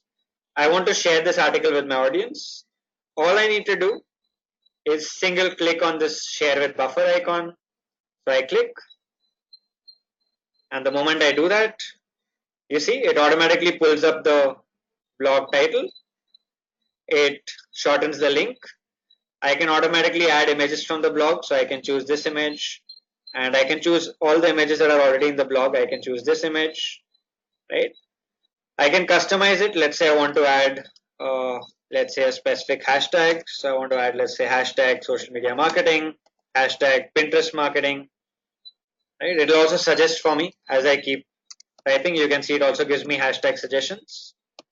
So I'm going, as I type, let's say Pinterest marketing, it will give me relevant suggestions. And then I can choose multiple platforms here and say schedule posts, right? Same process. What makes this tool even more powerful is the fact that you can use something called add to queue, right? Add to queue is another great feature. Let me tell you what this feature is. So on Buffer, you can actually go to your settings for each platform and you can set a preset time. Let's say, for example, I know that on Twitter, I have seen that based on my tool that I've used to find the best time to tweet. So in the Twitter session, we talked about a tool that tells you the best time to tweet. Who remembers what that tool is? Quick quiz. How many of you remember the name of the tool? We talked about a tool that talks about the best time to tweet, which gives you, analyzes your profile and tells you the best time to tweet. Anyone remembers that? Crowdfire? No, it was not Crowdfire. Crowdfire helps you follow relevant people and unfollow those not following you back. So the tool was called, you can use CoSchedule also, Sayali, that's a good tool also, but we talked about Tweeted, right? So let's say Tweeted told you that on Twitter your best time to post is 11 in the morning and 3 in the afternoon, right? So all I would do, I would go to Twitter, I would click on settings, I would select posting schedule, and I can choose a set posting schedule. So I can set, let's say I want to post to Twitter Monday to Friday at 11 a.m. or 11:50 a.m. and 3 p.m. Right? So I can keep, if I want to add a time, I can click on add posting time and I can set a time like this. I can do this for all platforms, by the way. For Facebook, I can go to Facebook and I can see for Facebook, I'm posting on Monday, Wednesday and Friday at 11 in the morning. On LinkedIn, I am posting Monday, Wednesday, Friday at 10:30 in the morning. Right? So I can set a preset schedule on what time I want to post. And now all I need to do is I can go here and I can say add to queue. The moment I say add to queue, it will automatically add to the next available time slot in my schedule. So if I go back to my schedule here, so I am posting Monday to Friday at 11:57 a.m. and 3 p.m. So if I go to my queue now, so tomorrow, which is Monday, I have one post going at 11:57 a.m., which is already scheduled, right? Already scheduled one post for tomorrow at 11:57 a.m. So now, if I go here and I say add to queue, what time will it automatically get scheduled for? What is the next available time slot? What time will it get scheduled for? What is the next available time slot? You all saw the schedule, right? The schedule was for Twitter. It was, this is the posting schedule. So Monday 11:57 a.m. is already taken. What's the next available time slot? Everyone else? Yeah, 3 or 4 p.m. Next available time slot is 3 or 4 p.m. Correct? So the moment I go here and I say add to queue, without, I didn't give any date, any time. I just said add to queue. So it says adding to queue and it says post has been added. So when I go back now to Buffer and I go to my queue and when I scroll below, it will now show up. Let me just refresh.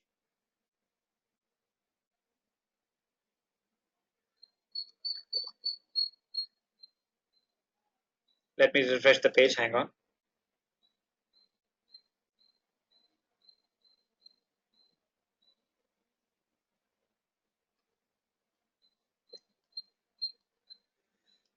See this here? Tomorrow at 3 or 4 p.m.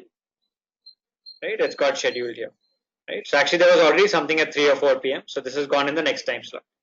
Right? When I refreshed, this had gone pushed to 3 or 4. So this has now come to 11:57. Right? So it will keep looking at the next available time slot. Sally says, what basis it shows the time slot? Well, I have set it, no? You can set it. So I go to my settings and I say posting schedule. I can change it. So I can, if I, let's say I want to remove this, I can remove this. Or I want to remove this, I can remove that one. You set it, Sayali. Based on what time you think is most relevant for your audience, you can set it. So let's say from a tool like Tweeted, I get to know that this is my time slot. I schedule it as per that time slot, right? You can create your own schedule. Yes, of course. This is something I have created. So you can create your own schedule for your own social profiles based on when you think your audience would be best or most receptive to your posts, right? Does that clarify now, Sarah? It does. Yeah. All right. Great, guys. So this makes your life even easier because instead of having to go every time and select date, select time, this saves you even more time. You just keep saying add to queue, add to queue. It'll keep adding to your preset posting schedule that you've already set for yourself, right? So that's how you use Buffer. Like I said, it's a very powerful tool. You can use it not just for scheduling. You can use the extension to share content from other platforms, other social networks, and schedule it to multiple social networks at one time. Lalis, is there a tool for Facebook and Insta? Well, Facebook and Insta gives you insights, right? So in Facebook, have you seen Facebook Insights? Where you can see what time your fans are online the most. We talked about it in the Facebook session, right? So in Facebook Insights, here in your Facebook page insights, you can see what time of the day your fans are online the most. You see this here? It says when are your fans online? Only thing is for Facebook and Instagram, timing does not matter so much because Facebook and Instagram are very, very algorithmic platforms. Since Twitter is not so algorithmic, timing still makes a difference. Right? Facebook and Instagram, as long as your content is awesome, timing is not so important. Right? Timing is more important on a platform like Twitter. Right? All right. Great, guys. So that's Buffer. We looked at Buffer right from the beginning on how do you sign up, how do you connect your social networks, how do you schedule. Is everyone clear with everything you talked about on Buffer? How do you schedule a post to multiple platforms? How do you change times for individual platforms? How do you install the extension to make your life even easier, make the tool more powerful, share from other social networks, share a post that you found, schedule it, add a posting schedule, use the add to queue feature. Everyone, all of you, everyone else, can I say a quick yes from everyone else, guys? Everyone else as well, all of you clear? Yeah? Everyone else? All right, great, awesome. So what I want you guys to do is again, once you go back after today's session, go connect, use Buffer, connect your social profiles, start playing around with the tool. The more you use it, the more you'll find how powerful it can be for you and in your specific business case, right? Great, guys. So if there are no questions on Buffer, can we take a quick break and then come back and look at the next tool? The next tool is Hootsuite, which is an even more powerful tool than Buffer. You will see when I show you Hootsuite, you'll figure out how powerful it is. So can we take a quick 15-minute break and come back? Yeah. So it's 11:35 a.m. in my clock here. So we'll come back at 11:50 then. If that's okay with everyone, can we take a quick break? Yeah. Great, guys. Then so get a break, get some tea, coffee for yourselves, refresh, and then we'll come back and continue in 15 minutes. Thank you so much.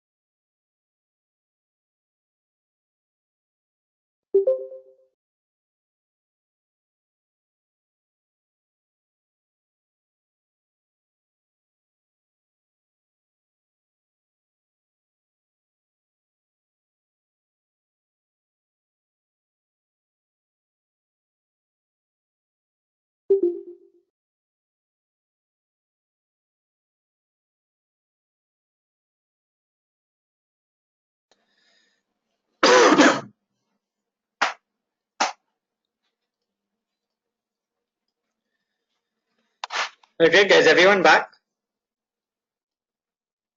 I see a quick yes if you guys are back.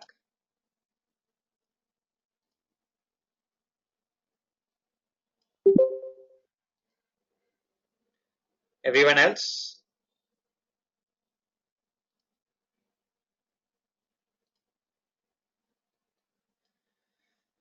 All right, great. What about the rest of you? I see some yeses. Some of you have not responded yet. So, okay. So, any questions on buffer before we move on to Hootsuite? Any questions on buffer before we move on to Hootsuite?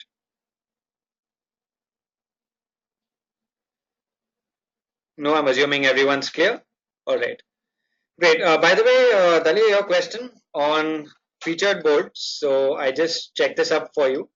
Like I told you earlier, featured boards are not available to everyone on Pinterest. So if you go to my profile here, like I just showed you, you won't see an option to add a featured board. Right? So this is a link. I'm just going to share a link with you that will help you here. Once you have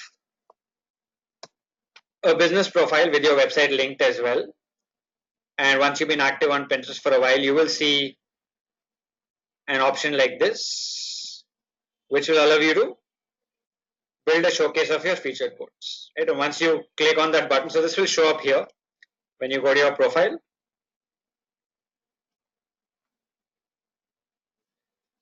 This will show up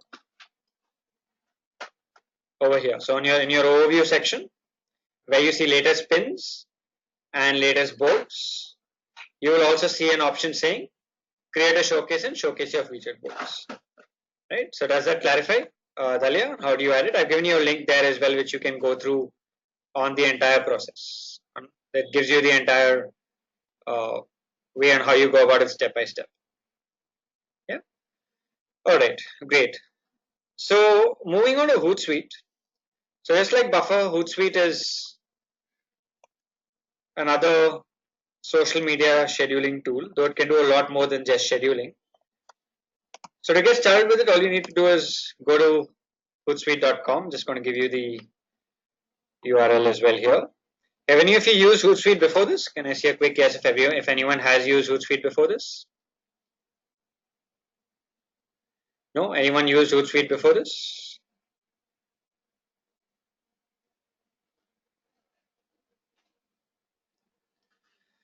All right, most of you say no. So Hootsuite is a powerful tool, much more powerful than Buffer as well. So once you go to the site here, you can click on sign up if you're doing it for the first time. And you can pick one of these plans. They do have a free plan here once you scroll to the bottom. So it says try our limited free plan, which is 3 social profiles and up to 30 messages. So you can choose, these are the paid plans that you'll see on top. But once you scroll below, you will find this limited free plan. Click on sign up now.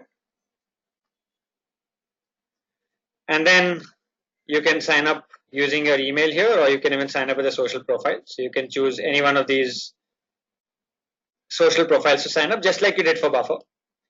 Once you sign up with these profiles, you can then go ahead and connect your social accounts, just like we saw how you can do that for Buffer. And once you've done with the initial setup, you will see a screen like this, which says set up your first streams. Right? So here, before we move to setting up streams, let's see how we can use it to schedule a post. Right? So I already connected my Facebook, Twitter, and Instagram here. So I can select, let's say, all 3 of these together.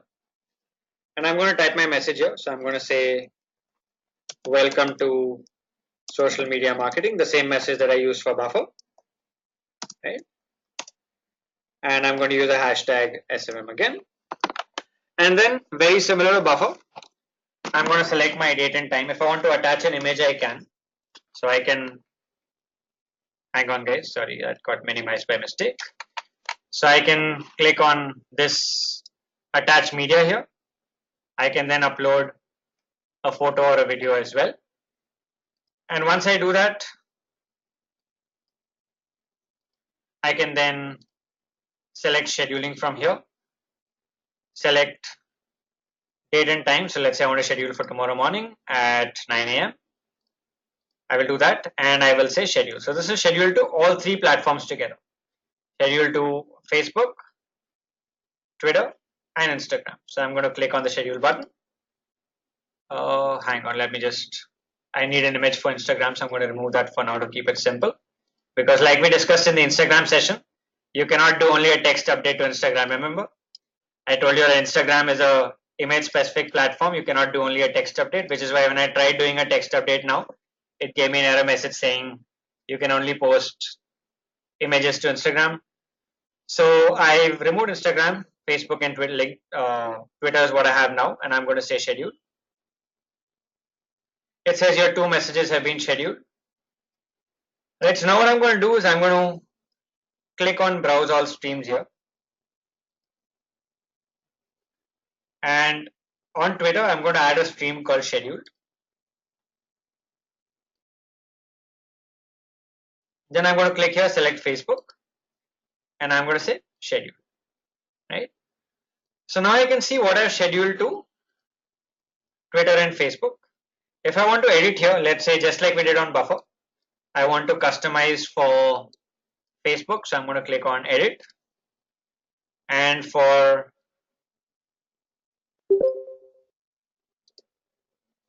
Facebook alone, I can probably, let's say, remove the hashtag, modify it, and I can change my time here. So if I want to change the time, let's say for Facebook, I want to make it 10 in the morning.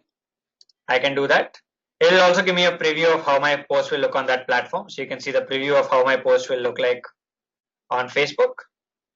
And then I can say save edits, right? So now I just modified it and saved it for Facebook, right? So I'm just going to refresh the stream here.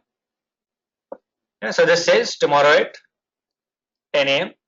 and this is Twitter, which is going tomorrow at 9 a.m. Right, so this is how you schedule a post on Hootsuite. Very, very similar to Buffer.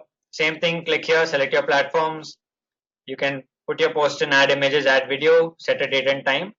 Click on schedule, then you can go to individual platforms and customize the content and time for that particular platform. Is everyone clear with this until now? How do you use Hootsuite to schedule a post?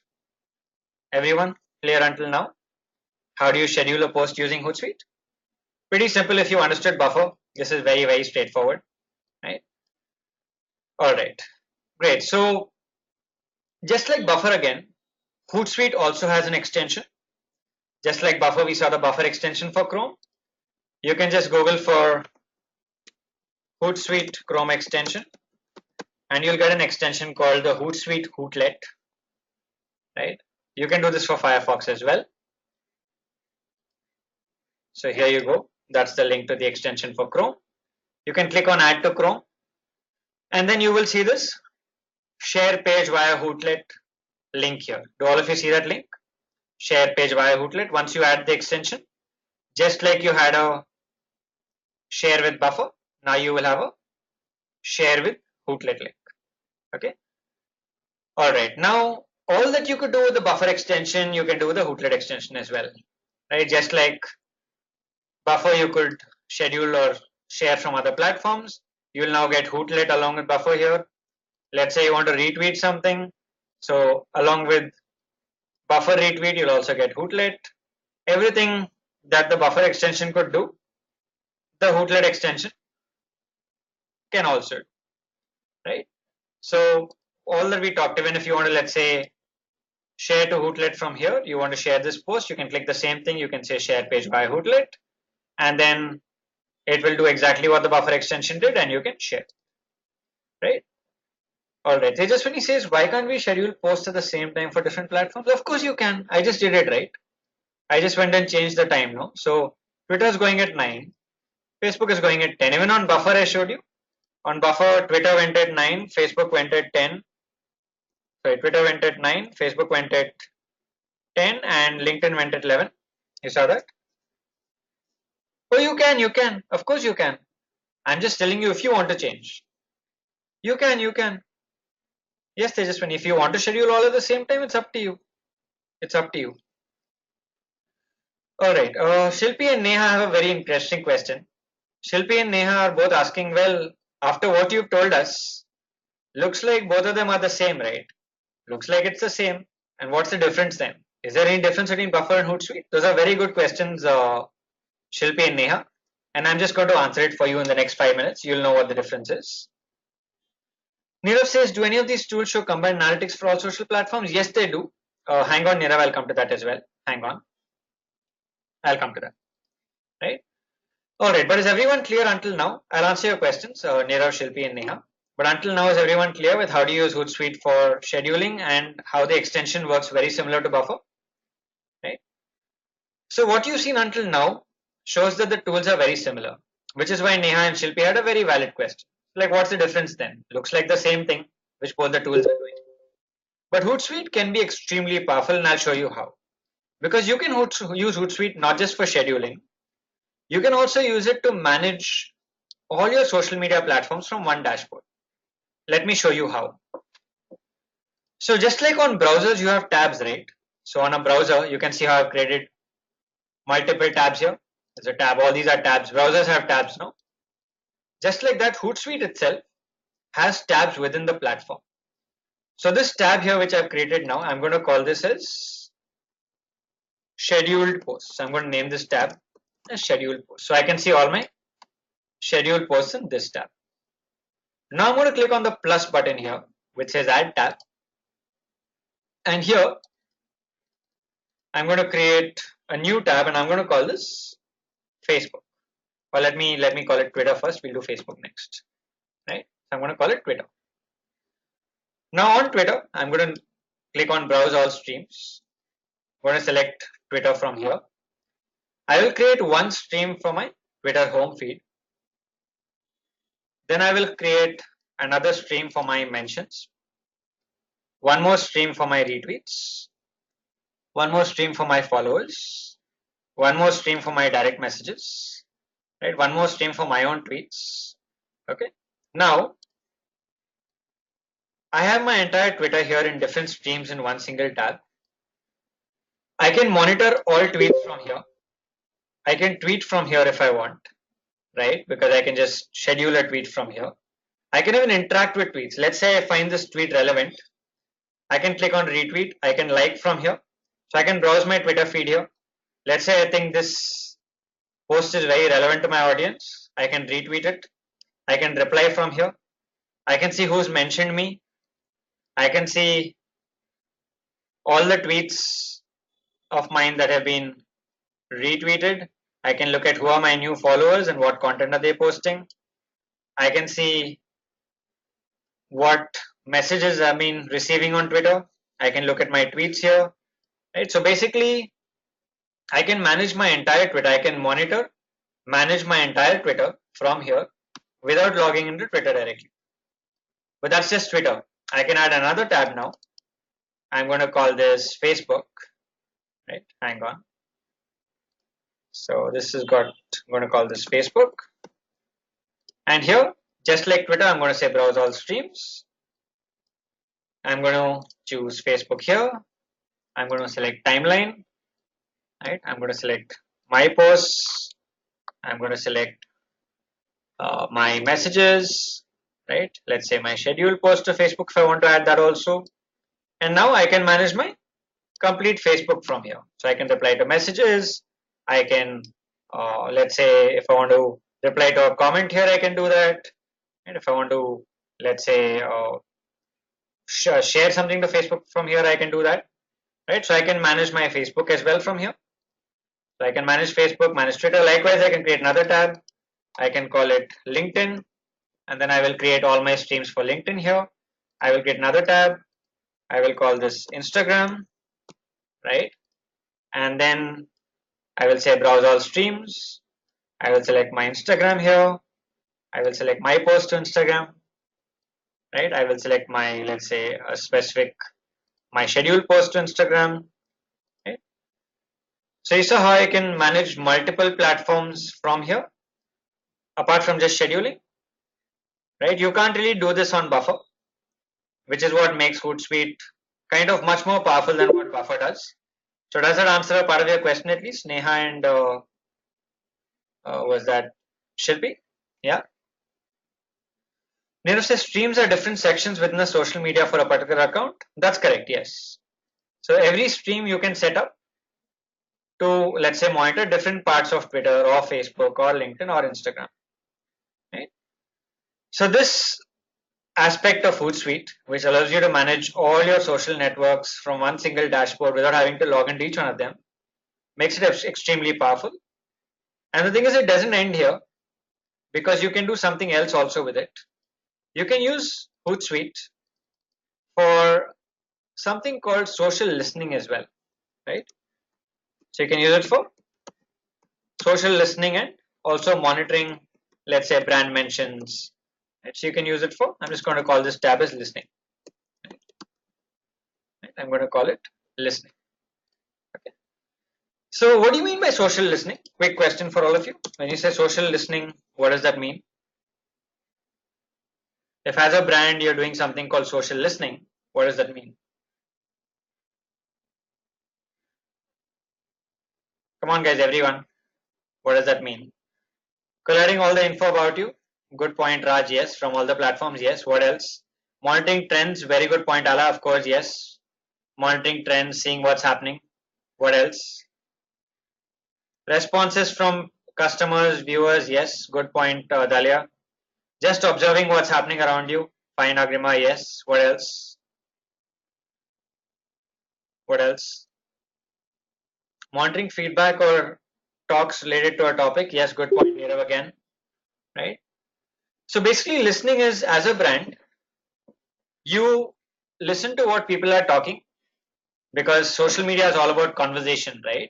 So you listen to what people are saying about you, listen to what people are saying about your, let's say, products, your services, right? Listen to all the conversations that are happening around a certain topic, right? Like Nikhil says, it's the process of monitoring digital conversations to understand what customers are saying about a brand and industry online, right? That's a good definition that Nikhil has just put.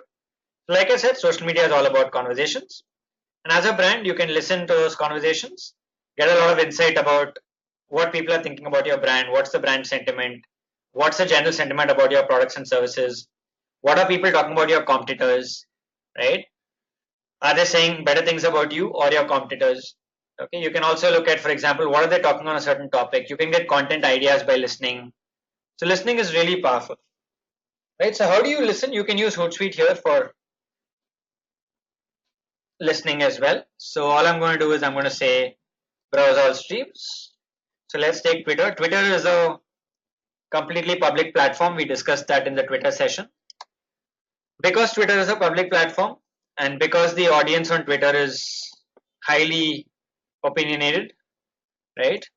So Twitter is a great platform for listening. So much conversation happening, so many people saying so many things, right? Out in public that also. So Twitter, you can use it for listening. How do you do that on Hootsuite? So click on add stream, then click on the search here after you select Twitter. So let's say I want to search for brand mentions of digital vidya. So I will put digital vidya here and say search. So now it will show me all brand mentions of digital vidya here, right?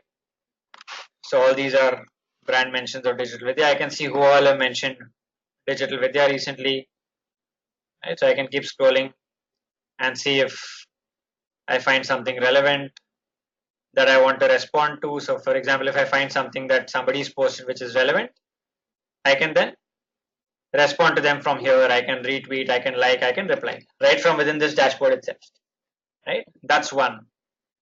Let's say I want to monitor brand mentions of a competitor, I can do that. Let's say I want to monitor whatever people are talking around a specific topic, I can do that. So let's say I want to monitor what people are saying about digital marketing courses, for example.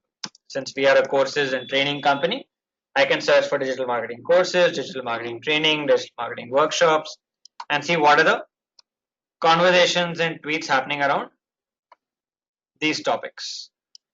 I can also monitor, let's say, hashtags. So I want to create a stream for hashtag social media marketing. I can do that as well, right? So I can keep adding as many streams as I want, monitor as many topics as I want. And let's say every morning I can come quickly, take a look at these streams and see if there's anything relevant that I need to take action on or respond. Right? Raj says, can the tool skim through positive and negative discussions? No. So Hootsuite, when it comes to listening, gives you basic functionality like this. For what you're asking, there are advanced tools that I will show you shortly. Right? Nirav says Radiant 6 is similar to Hootsuite, or if I may ask, what is Radiant 6? Is it more advanced? Yes. Nirav, I'll come to it. Hang on. I'm coming to that in the next 10 minutes. Hang on. I'll come to this. All right.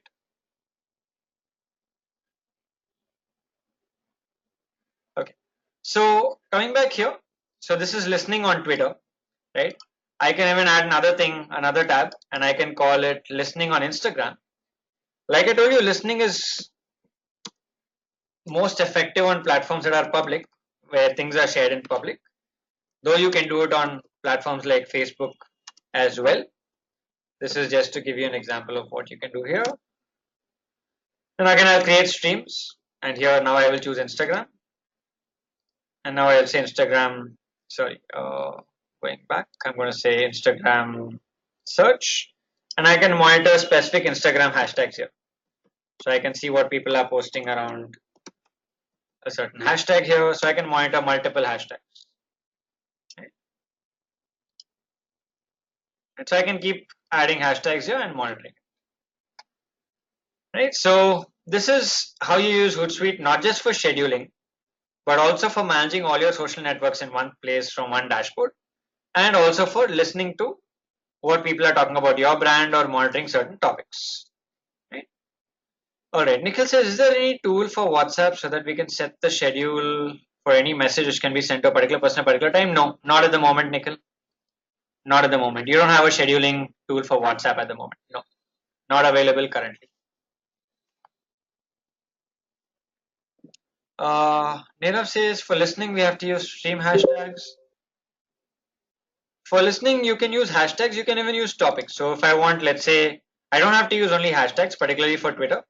I can put a specific phrase here, not just a hashtag, but I can put a brand name. I can put a phrase. And so I can keep adding new streams, adding for search, and I can add phrases and hashtags. Right? Does that answer your question? Was that, yeah? Okay. All right. Great, guys. So any questions on Hootsuite specifically? Is everyone clear with how to use Hootsuite and how powerful it can get? You can use it for all the things that we just saw. Everyone, all of you clear with Hootsuite? Any specific questions on Hootsuite at the moment, guys? Oh, one question, sorry, that Nirav asked earlier. So Nirav said, do these platforms, I think it was Nirav, right? Nirav said, do these platforms give you analytics, right? Do they give you any data as well? So they do give you analytics, only thing they're not as comprehensive. So for example, Buffer, right? You have this here, it says posts. Hang on. Just give me one minute. Right, so you can see it gives you all the posts that you've gone live with, and for each post it will give you like basic data on what your reach impressions were. So Buffer doesn't have too much of analytics.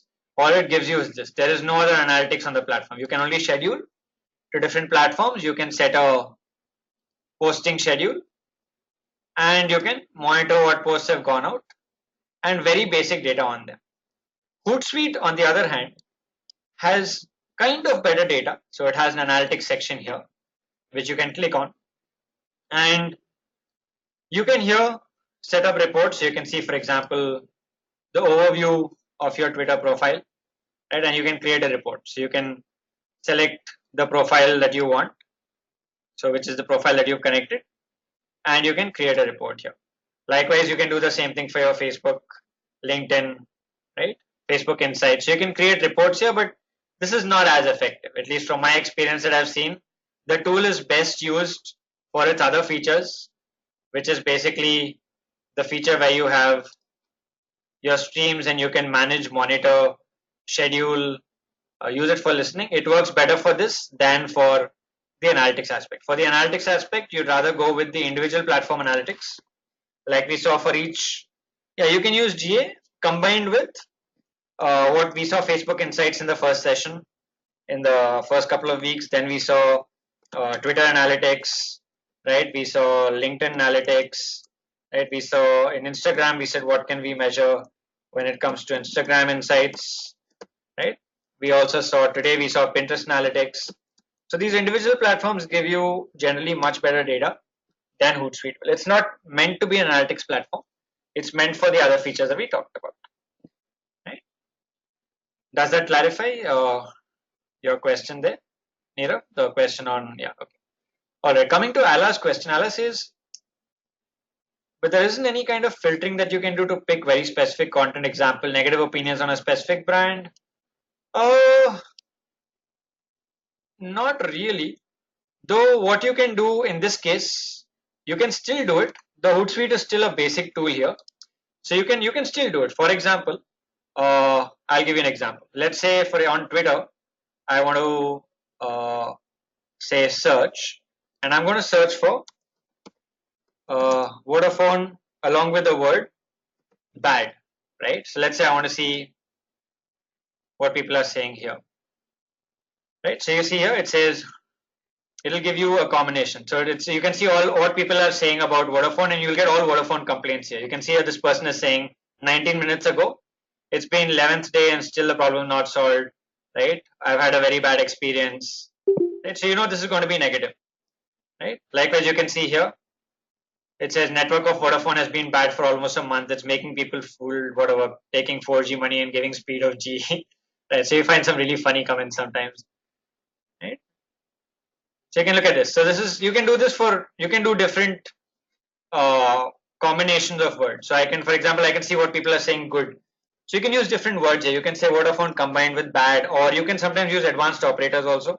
So for example, you can say bad. You can say what people are saying. If anyone's saying something good about Vodafone, you can see that here, right? So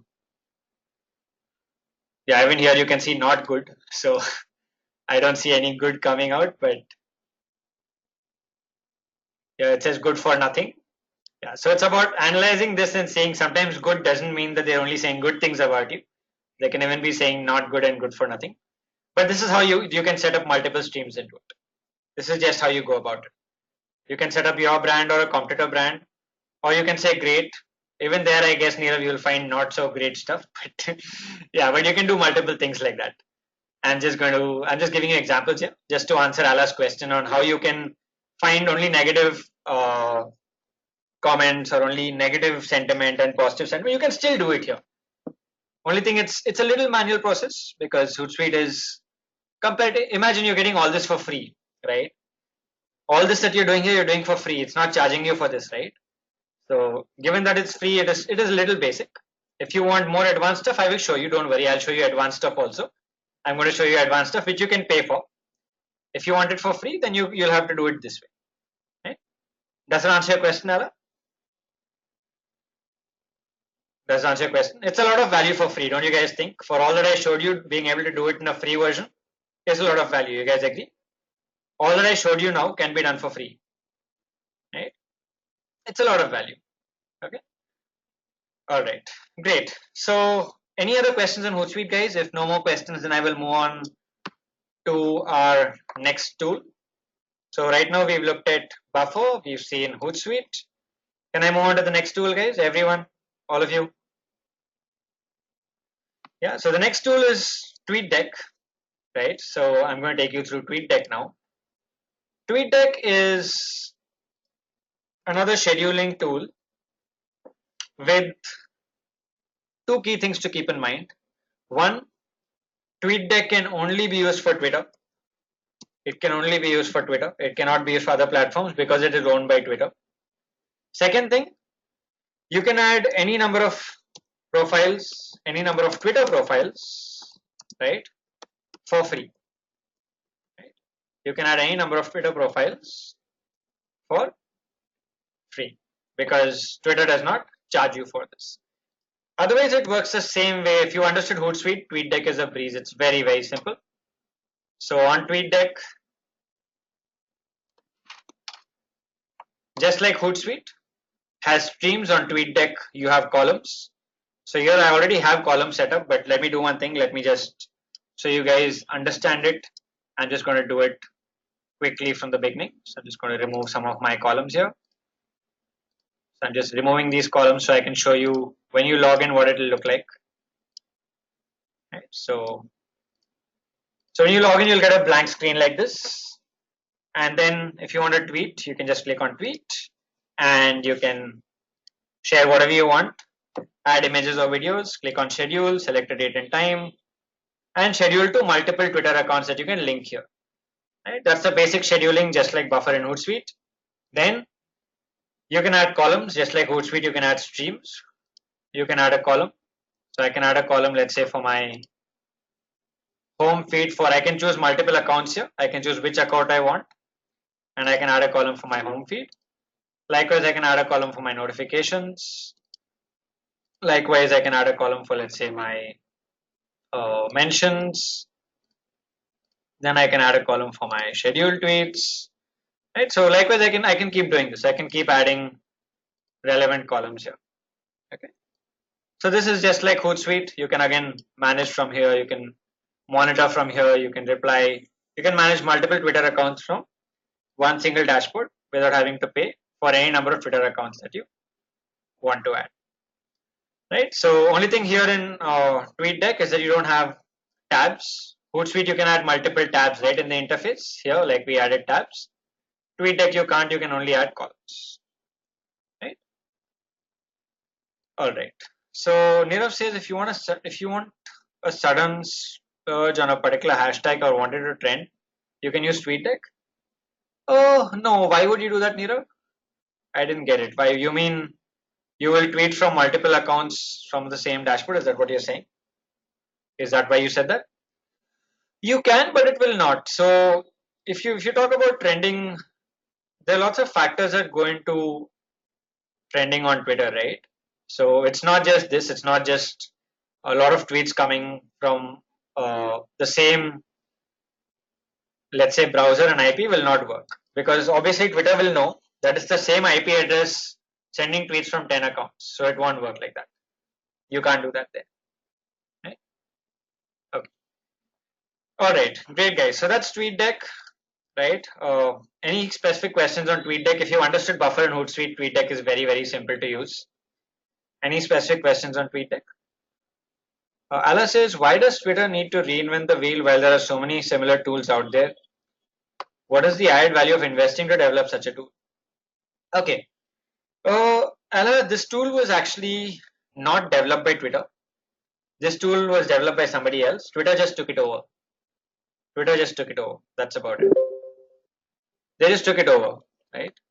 So they're not, they just took it over and they are letting people use it only for Twitter and for multiple. Yeah, it was acquired. Yes. They just acquired it. Yeah. They didn't build it. No. Right. Okay. All right.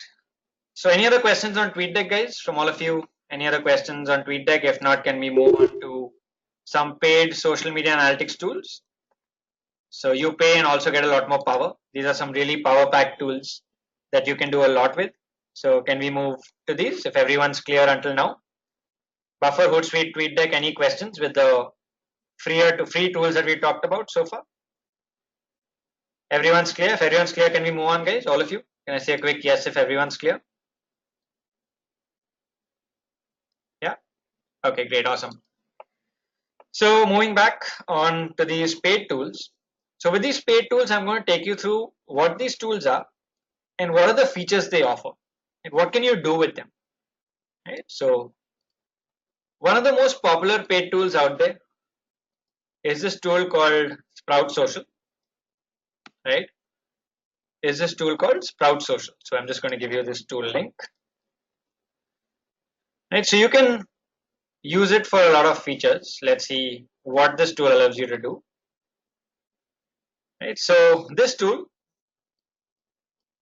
allows you to plan your content. Basically everything that Hootsuite can do, right from scheduling, you can plan your content, you can schedule it at specific times, right? You can measure and monitor the impact of your campaigns. You can see what's happening with conversations, right? And then you can also have analytics. So it's a combination of scheduling, right? Content planning, campaign management, listening, and analytics. So it gives you all the three that you would need. So it's basically an end-to-end social media marketing tool. So for example, when you look at monitoring and campaign management, it will give you what features are there. So it tells you what you can do for engagement, right? How you can actually, let's say, answer all the queries that come up in messages. So you have a single message dashboard across all platforms. Anyone messages you on any platform, you can actually respond to them, right? You can monitor keywords and hashtags, right? You can track and measure engagement with in-depth reports. Lots of features here that you have with these paid tools, right? You can also, when it comes to listening, for example, you can look at what you can do with listening here.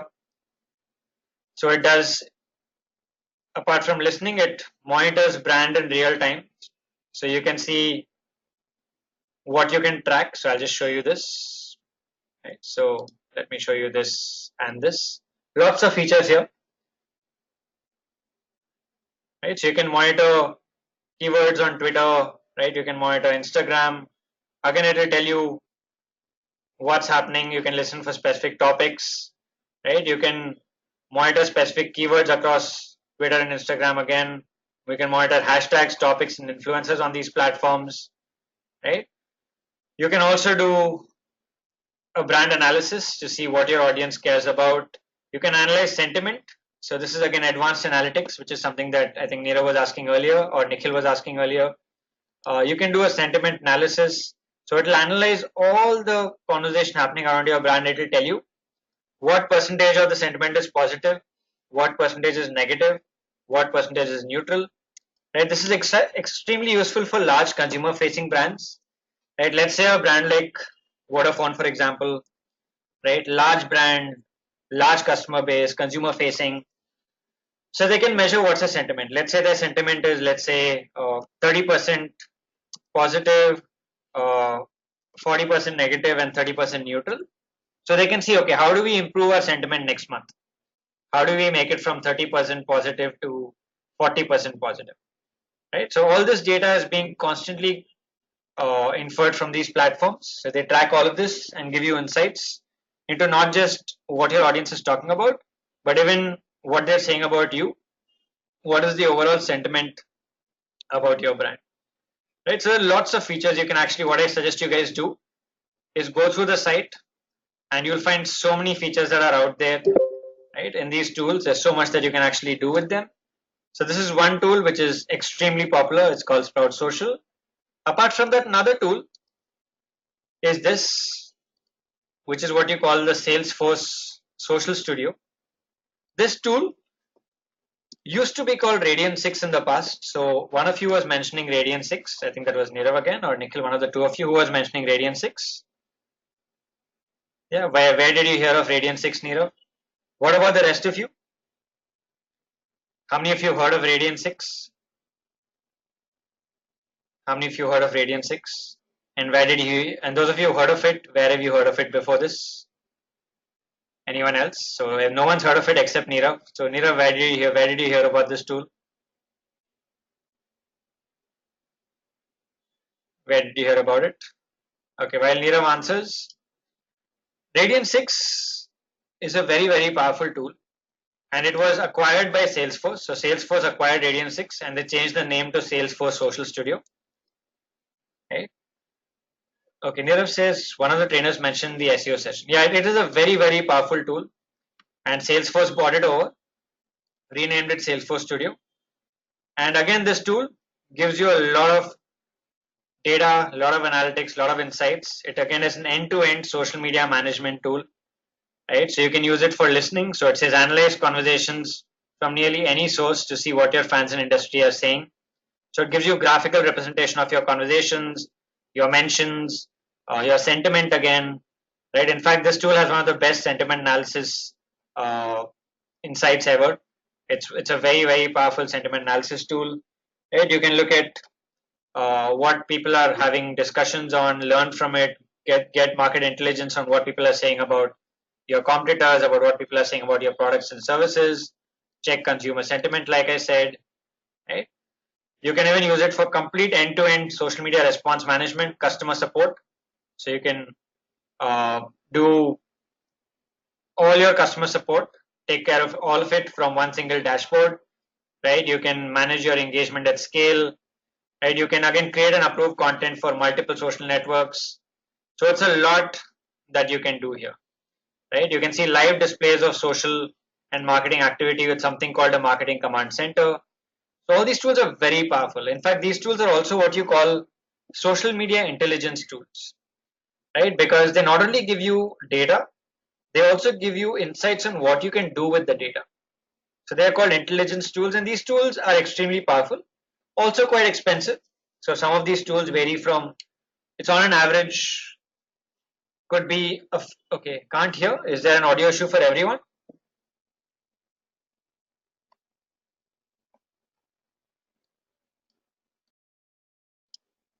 Audible now, guys? Everyone? No? Is it audible now? Yes, no?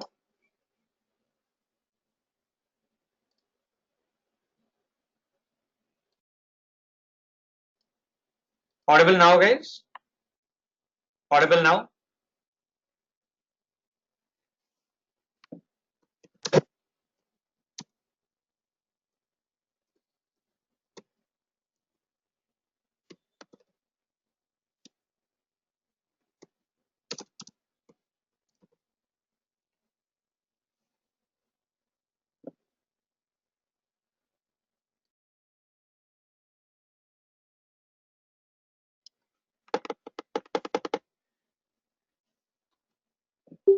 Audible now, guys? Is it audible now? Yeah? Okay, looks like some technical issue, right? So I don't know what was wrong. Maybe something wrong with the server for a few seconds or so. Okay, so I was telling you about, I don't know, where did you guys lose me? Does anyone remember where you lost me? What was I saying last? Because I think it says lost again. It's still audible. Is it audible, guys?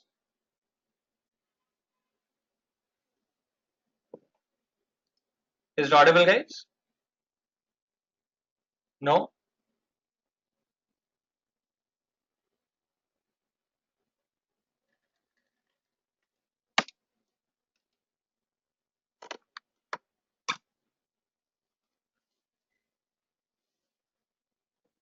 Audible now? Audible now?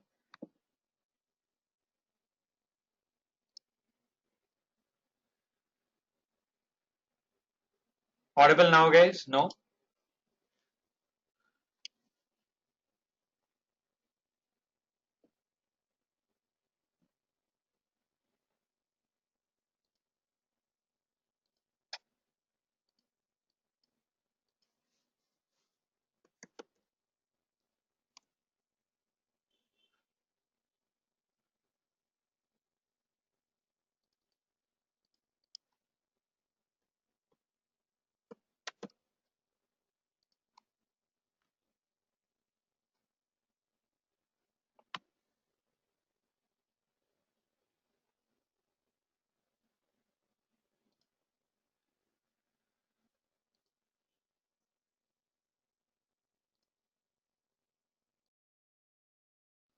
Alright, guys. Is it audible now?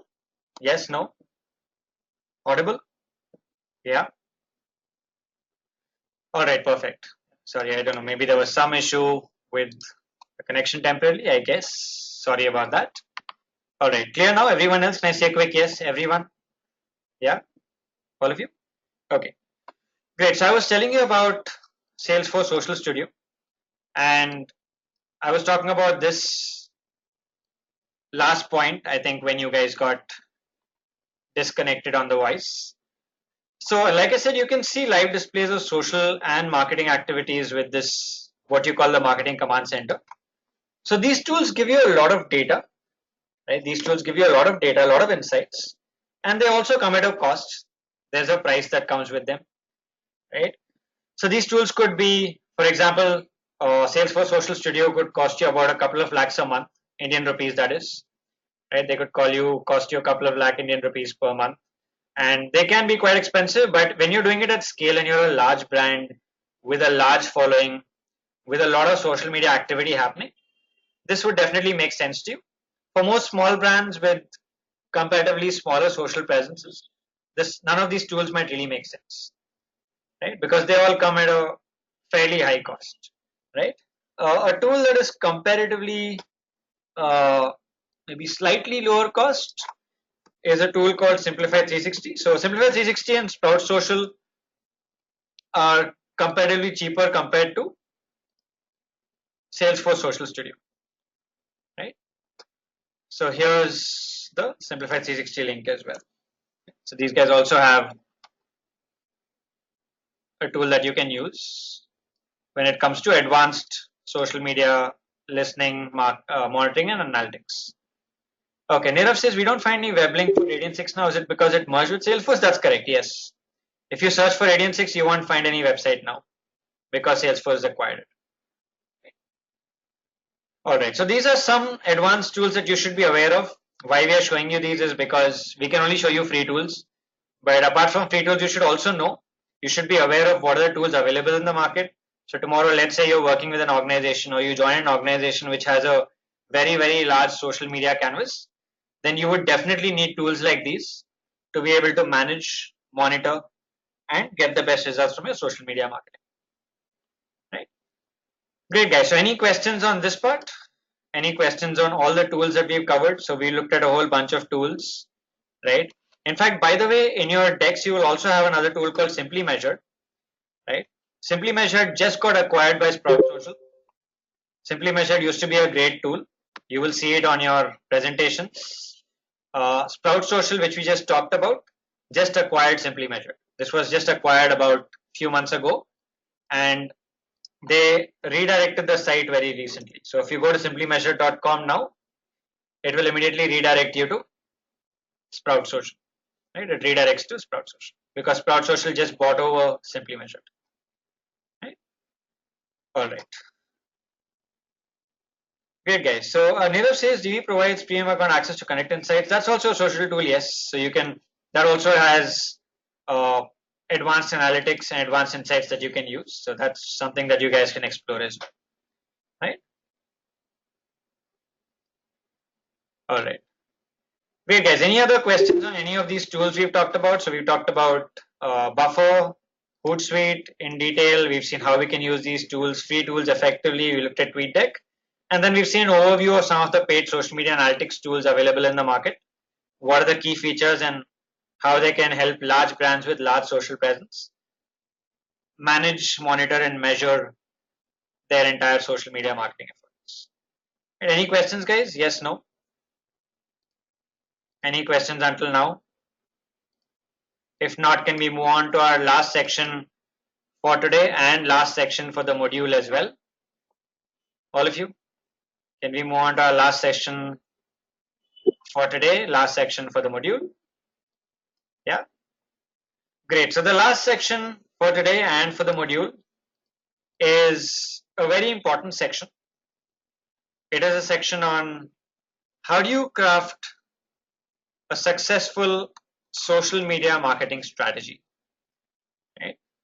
So we've spent 5 weeks together. It's been an awesome 5 weeks, by the way, with you guys. So we've spent a whole 5 weeks looking at individual platforms, understanding them in detail, understanding their nuances, the audiences that they have, how do we use them for marketing, what are the best practices we should follow, how do we measure the impact of what we do. So we've looked at Facebook, we've looked at Instagram, looked at LinkedIn, Twitter, and today we saw Pinterest. We saw Snapchat as well last week. So we looked at 6 social platforms. But at the end of the day, all these platforms are under one single umbrella called social media. And when you're crafting a strategy for social media for a brand that you're working with or a business that you have, how do you go about it? How do you put all that we've learned over the last 5 weeks together and create a single plan or a single strategy. Right? That's what we're going to look at. This is the most important part because this is where you'll actually be crafting and building something that would drive results through social media marketing for your brand. Right? So can we get started, guys? All of you all ready for the last section and probably one of the most important sections, which you should know about. It's basically putting everything together. Right? Great. So in this section, this is what we'll be doing. Right? So hang on, I'm just going to take you through what we're going to be doing here. So we'll look at how do you audit your current social media presence, right? We'll look at how do you outline objectives for social media marketing. We'll research audiences. We'll look at how do we do that. How do you do a competitor research? How do you choose best platforms for your social presence? How do you set a budget? Talk about creating a content plan and calendar. What metrics you should track to evaluate your social media marketing efforts, right? So that's what we'll be covering. So now let's move into the steps that we need to follow to build an effective social media strategy. We have a 10-step framework here. These are 10 steps you would need to go through to build a strategy that would set you up for success. Step 1 will be auditing your current social media presence, if you have been present on social media for a while, that is. Step 2 will be defining objectives. Step 3 will be researching your audience. Step 4 is doing a competitor analysis. Step 5 is choosing your platforms. Step 6 is setting a budget. Step 7 is how do you create a content plan and a calendar. Step 8 is finding your posting schedule. Step 9 is tracking and evaluating, establishing metrics that you would use to measure performance. And step 10 is to constantly refine as you execute your strategy and keep getting better and better over time. Right, so let's look at these steps one by one. Let's start with step 1. Right? Step 1 is auditing a current social media presence. Right? This step is not required for new brands, businesses, or initiatives because you will not need to do an audit. But for those brands that have already been doing social media for a while, let's say that you join an organization as a social media manager and the organization has been doing social media for the last 1 year or 2 years. The first thing you'll need to do is an audit, right? To see, okay, what are they doing currently? What have they been doing? So is this step important? Why is audit the first step and why is it important to do an audit? All of you, why is an audit the first step and why is it important to do an audit?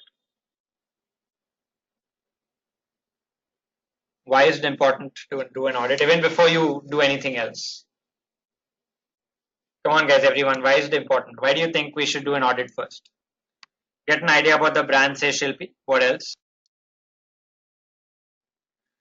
To know what had been done. Yeah. To know where you stand, says Raj. Excellent. Analyze the present situation, says Dalia.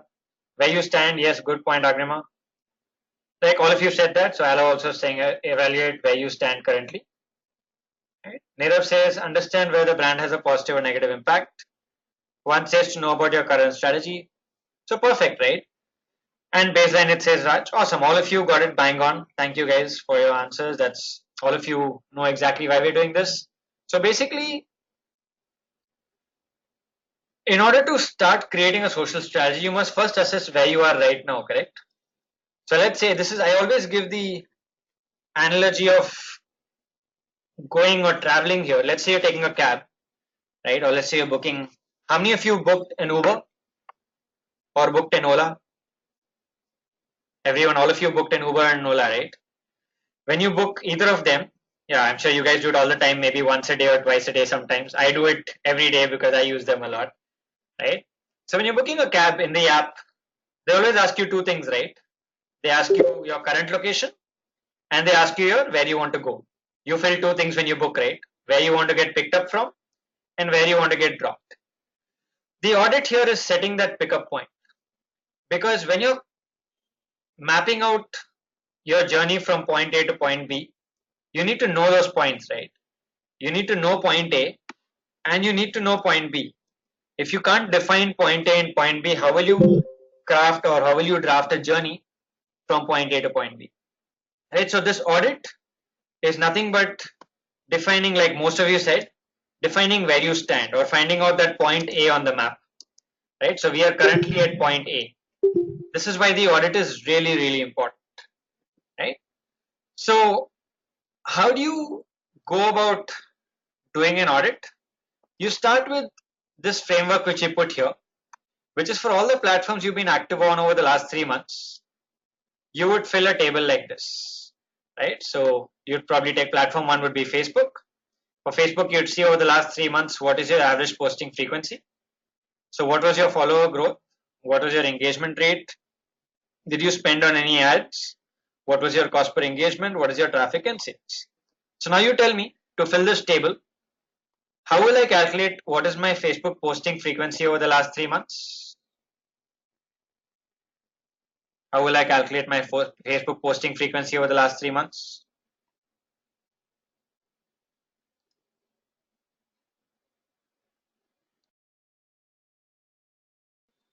Insights and analytics, yeah. So you can actually go look at your Facebook page insights and see in the last 3 months, how frequently have you been posting, right? Even your follower growth, you can get from Facebook insights. So how do you do that? We've actually seen this. I'm just going to do a quick revision of it. So on Facebook insights, I'm just going to go back here and go to Facebook insights. And let's say I want to see over the last 3 months, how my followers have grown.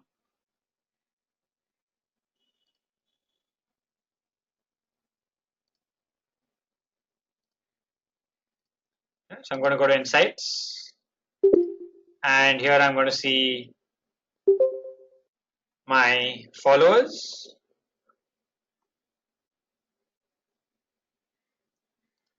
right? And I'm then going to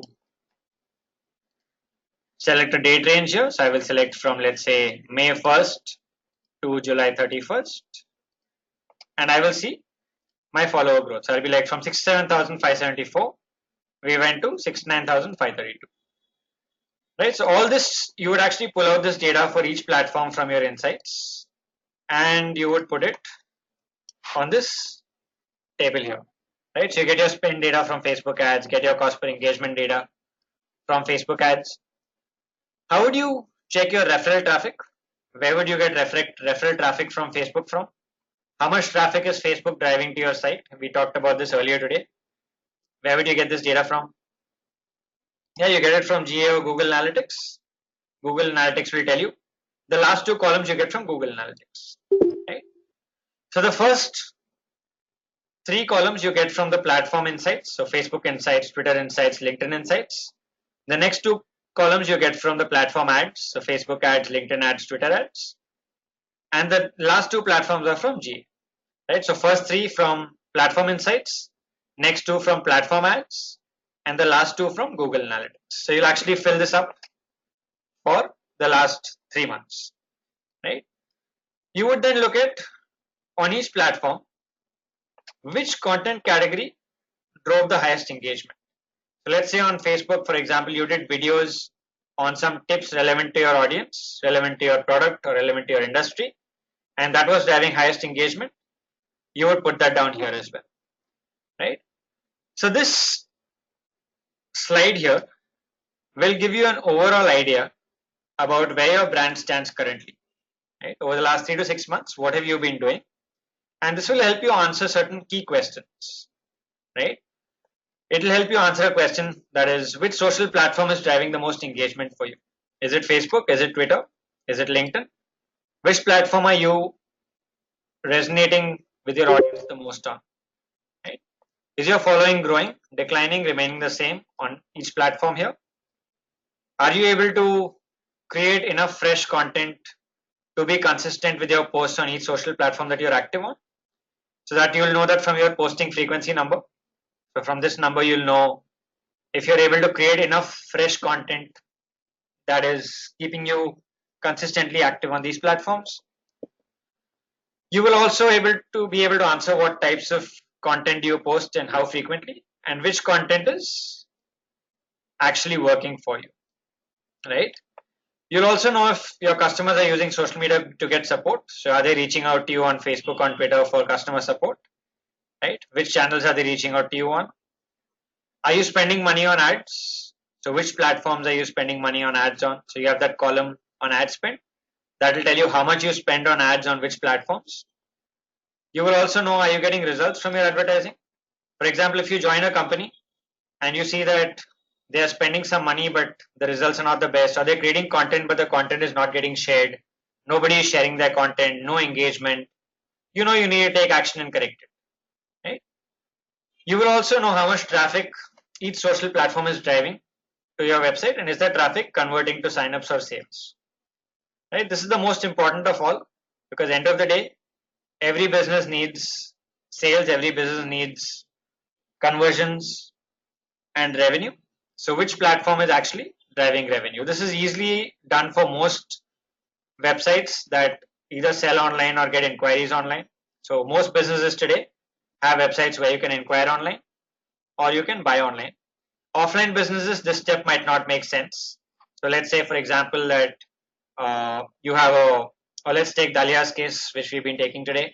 So let's say she has a salon. Do you have a website for your salon, Dalia, currently? Is there a website that you have, Dalia? Do you have a website for your salon at the moment? You do? Okay, so great. In that case, you can see if somebody is actually coming to your website from social media and are they filling up a form, right? So you can actually do that.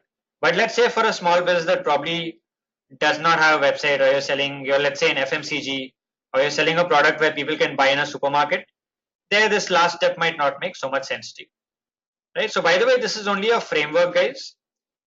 You'll have to customize it for the brand that you're working with, right? For example, uh, let's say I'm the marketing manager for Colgate toothpaste, okay, or let's say any specific toothpaste.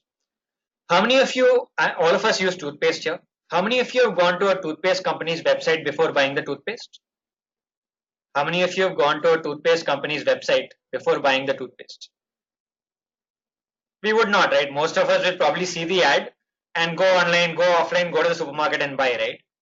So things like toothpaste, where nobody will really go visit a website to check out a toothpaste before buying it in the store, right? Things like that, yeah, things like that, you will not use these columns, right? Because their referral traffic will not make sense to you. Yeah, there you have TV ads, mass ads, where people change their buying decisions. Should I buy Colgate? Should I buy uh, Pepsodent? Should I buy Patanjali? Whatever your toothpaste choice is, right? Okay, so always remember, this is only a framework. You would customize it depending on which brand, which product, which service you're working with. Like the example I gave you, wherein if you're selling toothpaste, the last two columns will be difficult to measure because you will not really know how many people clicked on your Facebook ad for toothpaste and went and bought toothpaste on your site, right? Okay. So keep that in mind, that it's a framework that you fit into your specific case. This is just to give you an overall high level idea of how do you go about it. Right? All right. So that's the first step, which is the audit, right? Any questions on the first step on why an audit is important? How do you go about pulling out the data and seeing where you currently stand? Any questions so far? All of you, everyone else, guys, any questions on this first step, which is really important, which is like we said, finding out your point A, where you currently stand. Okay, awesome. Great. So let's move on to the next step, which is now that you know where you are, right? Now you outline your objectives, right? So like I said, we've defined point A, you assessed where you are. Now you define where you want to go, right? What does the brand want to achieve, right? Which is now point B. Just like booking a cab, use that, you'll never forget it. Always define your point A clearly and define your point B clearly. That's when you'll know exactly what you need to do to get from point A to point B. Okay. So when you're defining goals for yourself, you can choose one of more of the following objectives that you will see on the screen here. You could choose whether you want to use social media marketing to strengthen brand awareness, drive engagement with your audience, provide customer service, drive traffic to your website, or generate leads and drive sales, right? So you could pick one, you could pick all if you need all, if your brand needs everything. You could pick all, and for each objective, you'll figure out how do you get there. How do you, let's say today, given your current audit, you're not engaging enough people. Let's say as per your audit, you engaged only 6,000 people in the last 3 months. But your goal is to engage, let's say 20,000 people in the next 3 months. Right? So you will see how you can get there. Right? When you're setting goals, you always ensure that your goals and objectives are what you call SMART. Right? How many of you are familiar with the SMART framework? How many of you are familiar with the SMART framework? Anyone's familiar? No? Some of you are. Raj says yes. Ala also says yes. If you're familiar, a lot of you are familiar. So what is SMART? What does the SMART framework talk about? What does it stand for? Yeah, SMART. What does it talk about? Measurable says Raj. Anyone who knows what does it stand for? Yeah, specific says Tejaswini. S stands for specific. Measurable, yes. Achievable, perfect. What's the R and the T? Reachable, okay, it's more realistic, fair enough. Relevant, yes. And time bound, perfect. So all of you got it. So Tejaswini, excellent, good job there. And the rest of you as well. So the SMART framework is basically this. So you ensure that your objectives are specific, measurable, attainable, relevant, and time bound. What I see is a lot of social strategies and digital strategies, a lot of objectives that you put down there are not really clear objectives, right? You're not defining clearly what you want. And if you don't define clearly what you want, how will you know how to get there? Right? It's like telling the cab driver, I know point A, I know where I am. I don't clearly know where I want to go. I know it's somewhere around this place, right? But I'm not very, very clear. It's not the best way to do things, right? So just to give you an example here. So if you look at this objective here, it says my objective is to generate leads from social media marketing. Is this a SMART objective? Yes, no. Is this a SMART objective? How many say no? How many say yes? Is this a SMART objective?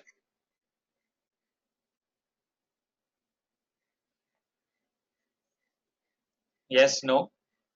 Some yeses, couple of no's. It's not SMART. Is this specific? Let me ask you, is this specific? Yes, no. Is it specific? It's not really specific. Is it measurable? Right? I'm going to ask, well, how many leads? Right? Is it time bound? Does it say in what time frame? No, right? So it's not really a SMART objective. It's too generic. Compare that with this, right? Yeah, compare that with this. Like Nirav says, this is a SMART objective. It says we want to generate 300 leads over the next 6 months through social media marketing. Right? Is this specific now? Is this specific? Are you being specific that you want to generate 300 leads? Is it measurable? Yes, it is. So you're holding yourself accountable. You're going to be like, well, we said we're going to generate 300 leads. After 6 months, we generate only 220. So you're holding yourself accountable for this now. You're measuring yourself against that target of 300, right? Achievable, that depends. So every business has certain achievable targets. You will make it achievable. Doesn't mean that I will say I will generate 300,000 leads in the next 6 months if it's not realistic, right? Or achievable. Then you have relevant, and is this time bound? Is this time bound? Yes, it is. It clearly says 6 months, right? So you know you have 6 months to get 300 leads through your social media marketing, right? So this is exactly what a SMART objective should be like. So whenever you guys create a strategy, always ensure that you clearly define your objectives using the SMART framework. And otherwise, it's never going to be clear enough for you to succeed. Being generic, let's say I set my objective as to generate leads. 6 months later, I would have generated 40 leads. Then what do I know? Did I do well? Did I not do well? I have no clue, right? I have nothing to measure against. I have nothing to benchmark against. Right? So always ensure that this is something that you do. Right? So that's step 2. Defining your objectives very clearly using the SMART framework. Is that clear until now? 1 and 2. Everyone doing the audit, defining your objectives. So now you've defined point A. You also defined point B. right? So you know very clearly where you are and where you want to go. Next is step 3, which is researching your audience, right? Knowing who your audience is very, very clearly. So why is this so important? Why is it important to research your audience? Why is it important to research your audience? Why do you think knowing your audience is so important? Relevance says Shishti, fair good point, yes. Allah says optimize targeting, very good point. Reach the right person, again great point Dalia. So that your content reaches the right set of audience, again great one. What else? Anything else? Anything else? Measure says Shrishti. When you say measure, what does that mean? If you can expand a little. Kuldeep says to know what they need. Yes, perfect. Again, very good point. Kuldeep and Agrima, excellent points. Understanding the need, right? Know the relevant content for your audience, better engagement. Perfect, guys. Awesome. All of you got it bang on. Good that you guys have picked this up as well over the last 5 weeks and you know why this is important. We've been defining the audience for every platform as well before going into marketing on it. So the key thing here is you need to know who you're creating your content for, right? You want your content to be shared, but if you don't know who to create for, how will you know whether they will share it or not, right? Which is why it's very important to know who your audience is, right? By knowing who your audience is, you'll know what kind of content connects with them, resonates with them, what kind of content will they share, will they engage with, will drive recall for them for the brand, right? Also, when you know your audience really well, when you understand their needs, when you understand what they really want, the chance that you will convert them to customers are much higher. You'll have better engagement, better conversions, right? All right. Next is it will also help you target them better. Like a lot of you said, right? It will help you target them much, much better. If you know who your audience is, you can get the targeting right. Now we talked about Facebook ad targeting in session 2, for example. All of you remember that? We talked about Facebook ad targeting on how you can be extremely niche with your targeting on Facebook ads, right? If you don't know who your audience is, how will you target them on Facebook ads? You don't know, for example, you don't know enough about them. What are their interests? What are their behaviors? How will you target them? Which is why this is really, really important, right? Defining your audience. So you need to define your audience in detail, not just through demographics, but by behaviors as well. So this is something a lot of brands do, but sometimes I find a lot of, especially small businesses and smaller brands, do not do this clearly. Sometimes even large brands miss out on doing this in the right way, right? So when it comes to audience definition, a lot of brands will only do age and gender, right? They'll be like, this is age, this is gender, this is location, and they'll stop there. So my audience is male 25 to 45 located in metro cities. That's all they do, and that's their audience definition. But that's not enough. Given the social and digital space where data is really important, you need to be more specific, right? So you probably want to know where are they working, right?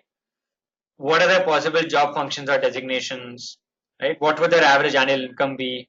Right? The more you know about them demographically and with regards to their psychographics and behaviors, the better you will be able to create content for them, the better you will be able to target them, right? So what would their interests or hobbies be, right? What do you know anything about their typical online or offline behavior? Would they shop online? Would they travel frequently?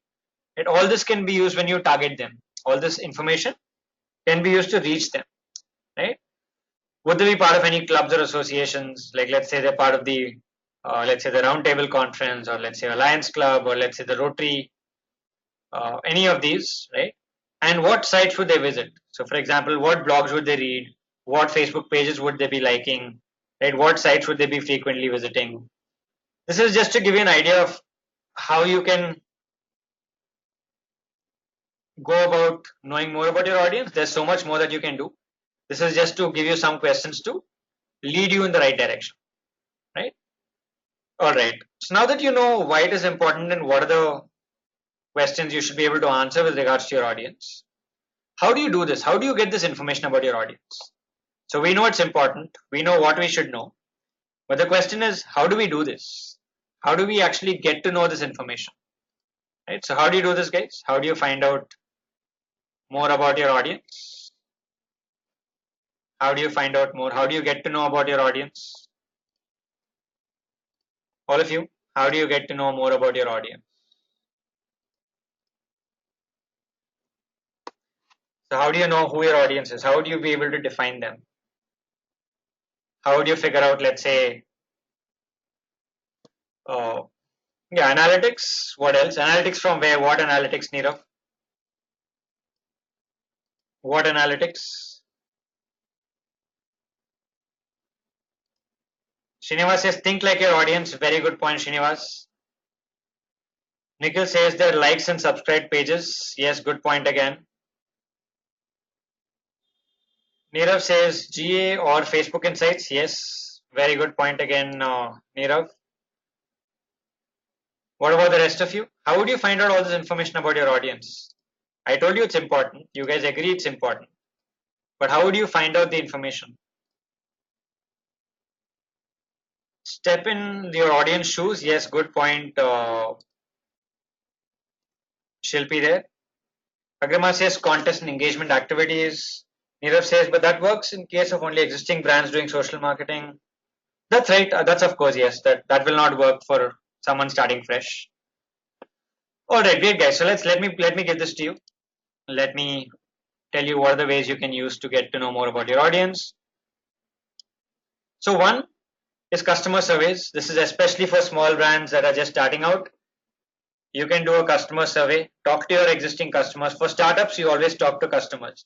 Right? You speak to your existing customers, prospects, understand their behavior, right? Maybe online tools for this too. There are, no, there are, of course there are. Yes, there are. But I'm just giving you what are the best ways to go about it. Yeah. Okay. So use customer surveys. One is talk to them, right? That's the best way. Though it might seem a little old school, it might seem a little uh, not so digital, but honestly, that's the best you can do. With a lot of startups, when you actually have customers walking into your stores or you're meeting them, you always ask them. Like for example, let's say, okay, let's take again Dalia's case since we've been following that case right through today.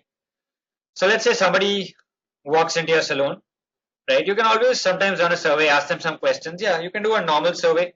You can ask them questions, or you can even, while talking to them, you can get to know more information, right? Some customers are very friendly. You always speak to them. Like, oh, where do you get this idea from? Right? Do you follow this? Are you active on Pinterest? Right? Do you follow this? Are you active on Facebook? Right? Are you on Snapchat, for example? So you like random questions like this when you have a friendly customer in house, gets a lot of information. So you know, okay, this customer told me a lot of my customers seem to be active on Pinterest. Maybe I should also be on Pinterest. Maybe a customer comes and tells you, I saw this hairstyle on Pinterest and I want this hairstyle, right? Speaking to customers is the best way. Apart from that, you have customer surveys. You can also run online surveys, right? You can run online surveys like using tools like SurveyMonkey. So you can run a survey using a tool like this. I don't know how many of you heard of SurveyMonkey. It's a great tool to run online surveys. You can also promote these surveys using Facebook ads to your audience. You can incentivize the survey, right?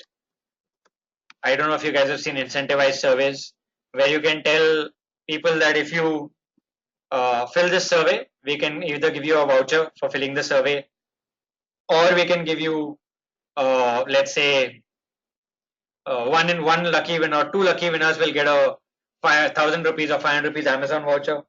Right? So you can incentivize the survey to get people to answer it. Right? Is it free? Yes, SurveyMonkey is free for a certain extent. So you can use it for free. Yes, it is free. So it has a paid version as well, but you can do the survey with a free version. Right? Okay. Right. How many of you tried SurveyMonkey before this? How many of you heard of SurveyMonkey before this? Anyone heard of it? No? Ala has, Shrishti has. Yeah, used it as well. Yeah, a lot of you have heard of it. So it's a great tool to use. SurveyMonkey is very, very user friendly, very, very effective as a survey tool. Right. Next is, like I said, speak to customers. especially in the B2B space. This is really important, right? In the B2B space, this is really important. Okay, I already told you about this. So those of you, how many of you in B2B again? How many of you in B2B? So if you're in B2B, this is really important because B2B, the best thing to do, your audience is already very niche. Always speak to them and understand what you can do, right?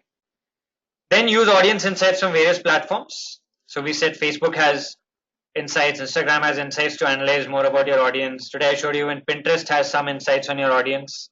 So use this data, and you can use audience insights from Google Analytics. This can be really powerful. The last two are for existing businesses, right? So if you have a website and you have people visiting your website, or you're driving traffic to your website, Google Analytics will give you a lot of data on who the audience is, right? So those of you who have done the web analytics module, you would have already seen this.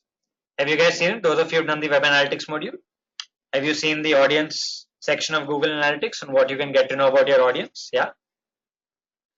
Those of you who have not, it will be covered in the analytics section. So this will tell you insights like, for example, which mobile device is your audience using, right?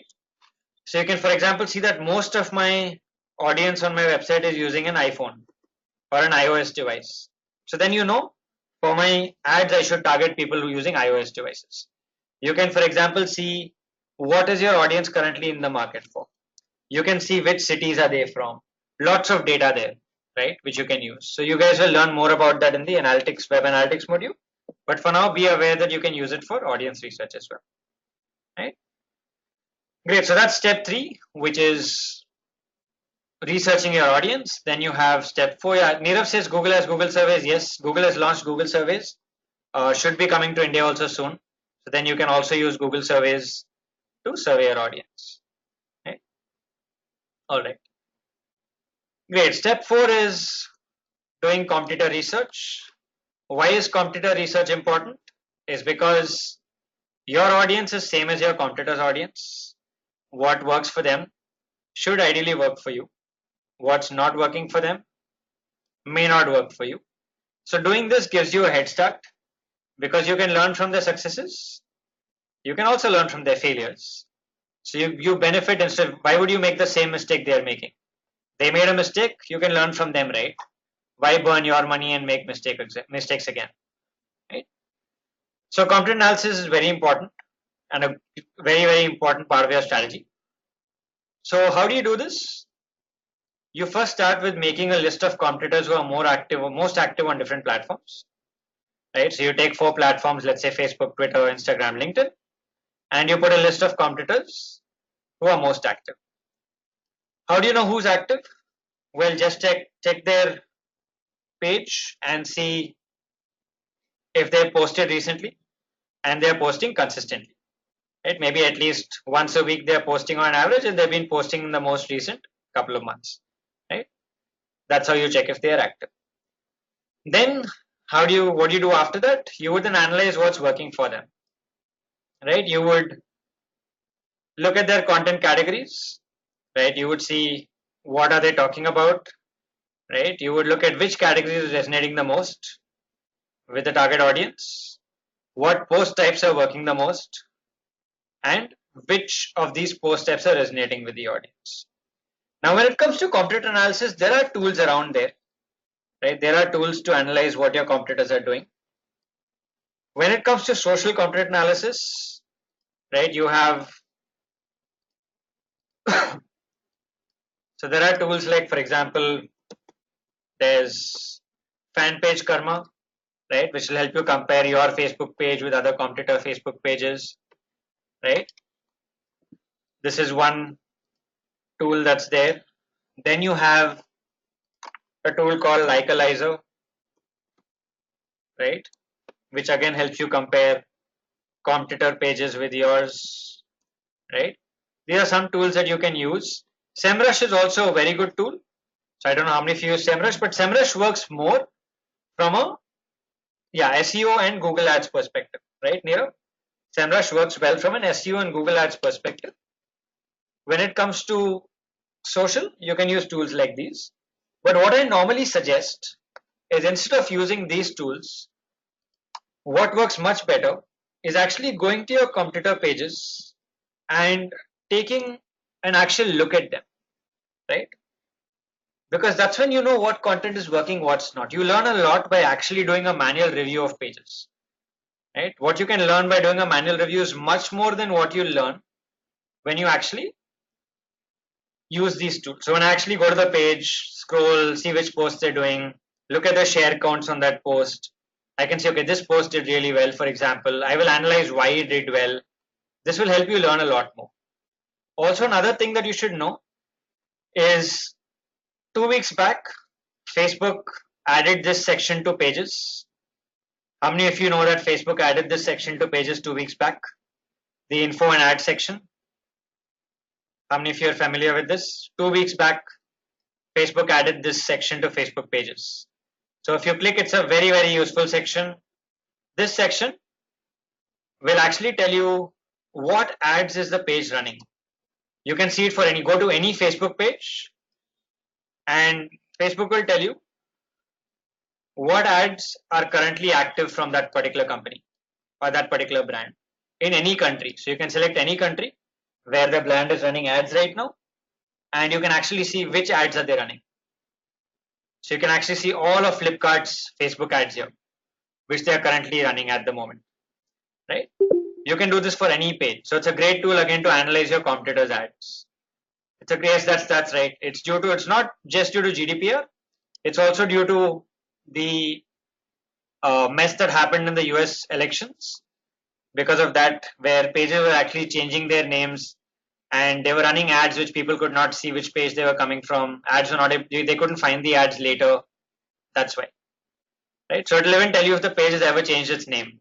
So if a page keeps changing its name, it'll also show in the log here.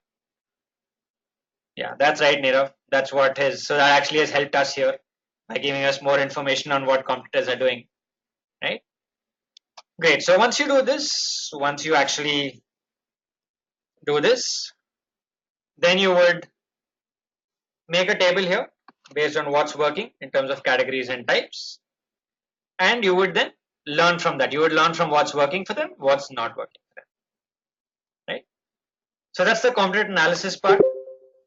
Next is you would choose your social platforms. You would choose any one of these platforms that are relevant to you. So like we discussed in the very, very first session, you would not be active on all platforms. You would choose specific platforms depending on where your audience is, right? So for example, just to repeat what we did in session one, let's say I have a business where my audience is uh, basically people age 35 plus. Would I choose to have a presence on Snapchat? Would I choose to have a presence on Snapchat if my audience is 35 plus? Not really, right? I would probably choose other platforms that are more relevant. So how do you choose platforms? Always remember is basis these three things. One, where your audience is active. Two, where your objective is being met. So if your audience needs to be there, your objective is met, and you also see what's worked for your competitors. Which pages do your competitors seem to be getting most engagement on? And basis this, you will pick your platform. Like I told you in session one, I'm repeating it again here. You don't have to be present on all six. Not required. Just for the heck of being present. Okay, audible now, guys? No?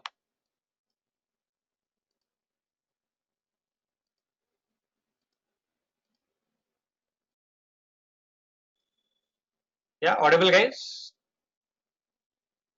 Yeah? Yes, now audible? Yeah, looks like GoToMeeting has some issues today. Sometimes with GoToMeeting, yeah, we've not had issues in the last 5 weeks, but today it seems to be troubling us a little bit. Happens with sometimes with technology, you do have some scope for error. Okay, still can't hear. Is it audible now, guys? Is it audible now? No.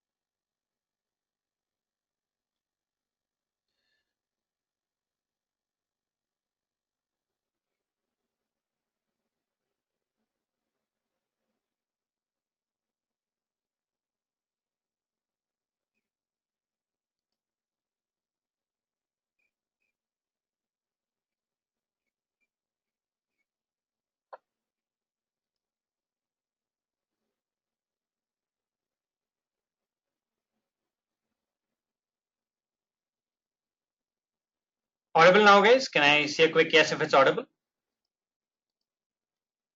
Yeah. All right, great, guys. Looks like GoToMeeting is troubling us today. Happens sometimes with this tool. Like I said, it's not happened in the last 5 weeks, but today it's decided to trouble us. So looks fine now. So let's get back. Sorry about the trouble, guys. Not much I can do here, or any of us can do sometimes with this tool. It does choose to misbehave sometimes. All right. Great. Coming back to, like I said, you don't have to be present on all 6 social platforms. You can just choose 3 platforms and do an awesome job. It's better to do an awesome job on 3 platforms than doing an average job on 6 platforms, right? So always keep that in mind. Always pick your platforms wisely, basis these key things, where your audience is active and what's meeting your objectives, right? Great. So we've gone through an audit, we've defined our objectives, we've done an audience research, a competitor analysis, and we've defined our platforms. Next is we analyze how much should we be spending, right? What should we budget for social media, right? So your budget will normally depend on your objectives as well as your overall business's marketing budget. So normally what happens is, let's say your business has a marketing budget of 5 crores for the year. So this is something that's decided in the beginning of the year itself. Out of those 5 crores, let's say they decide that they're going to spend 2 crores on digital marketing, right? And out of those 2 crores on digital marketing, let's say they say we'll spend 50 lakhs on social media, right? So now you know you have a budget of 50 lakhs, and that's about roughly, let's say, 4 lakhs per month. Now you will decide how are you going to split this 4 lakhs. Let's say you've chosen to be active on Facebook, Instagram, and LinkedIn, 3 platforms. You will then look at which platform do you think will give you the maximum results, or if you have historic data, which platform has worked for you in the past, and basis that you will split your budget. So let's say you will split 2 lakhs on Facebook, 1 lakh on LinkedIn, and 1 lakh on Instagram, right? These budgets are not written in stone. You can always modify your budgets. You can always be flexible. Let's say after 1 month or 2 months you figure out that Instagram is working better than Facebook, you might want to switch budgets again. But initially, this is how you go about with your budgeting, right? That's how you go about with your budget, right? After you define your budget, next is creating a content plan in a calendar. So you will then put down the types of content you can explore. So these are some different types which we've discussed over the last 5 weeks. You can do blog articles, text posts, images, videos. You can have polls, you can have content from other sources, right? You can do just some memes. Once you decide which type of content you're going to use, you would then plan accordingly, right? So always keep in mind that different types of content work better on different platforms. For example, polls might work better in Instagram stories, videos might work better on Facebook, right? Images might work better on Pinterest. So create content that would work best for those platforms, right? Again, you can try different content categories. You can do informative content, You can answer questions that your audience would have, solve problems that they might be facing, right? Content that would connect with them emotionally. Again, we've discussed this in the very first week. This is just a recap. We talked about key ingredients that content must have to make it work on social media. We started with this. This was the very foundation of social media marketing, if you guys remember. Or if you remember the very first session, we talked about how content is the foundation of all social media marketing efforts. And every week I've been reiterating it, talking about every platform, only create content that adds value. So keep that in mind. And once you do that, always keep testing, because it's very unlikely all content types will resonate with your audience and do well. So keep testing different types and then see analytics to figure out what's working best, right? Now that you've figured out what kind of content you're going to post, then you determine your posting schedule. So how often should you post, right? This will differ from platform to platform. So on a platform like Facebook or Instagram, where you have a very strong algorithmic feed, only post as often as you have great content, right? We talked about this in the earlier sessions as well, because if you don't post content that people are engaging with, the algorithm will not give you the kind of reach you want. So always push yourself to create awesome content at least once or twice a week. Platforms like Twitter, where the feed is not so algorithmic, you could probably post more often, right? You could even do 3 to 5 tweets per day on an average for maximum impact.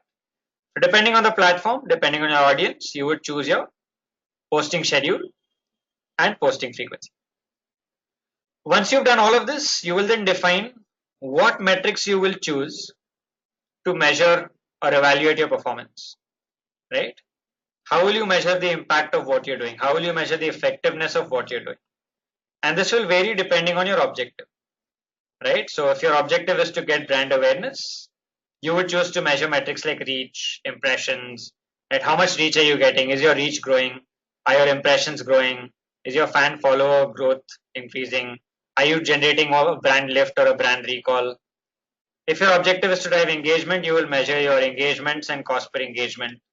If your objective is to provide customer service, you will measure how quickly you're able to respond to them, how quickly you're able to resolve their issue. Likewise, if you want to drive traffic, you'd measure website traffic. And if you want to drive sales, you'd measure leads and sales, right?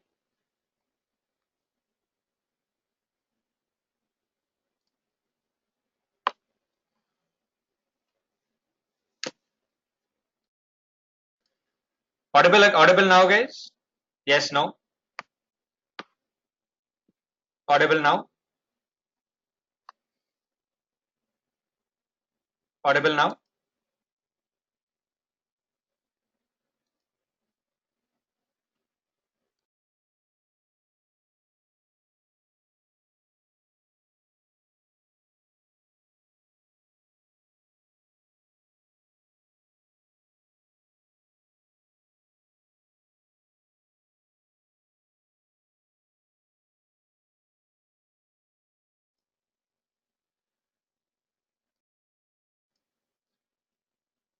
Audible now, guys? Is it audible? Yeah. All right, guys, looks like some issue with this tool. Thankfully, we are almost done. Thankfully, we're almost done for the day. And we're just down to our last step. So I was telling you that you'll have different metrics to measure for different objectives. And you would set a weekly, monthly reporting schedule to constantly measure and evaluate your performance.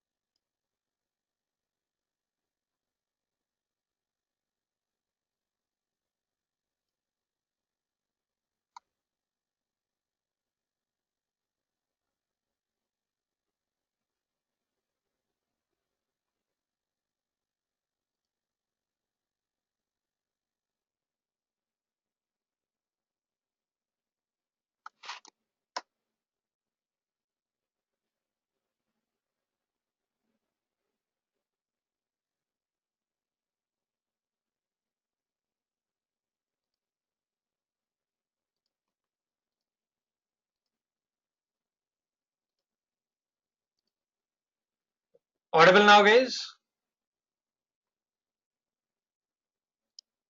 Audible, guys, now? Yeah? All right. Great. Really sorry about this, guys, again.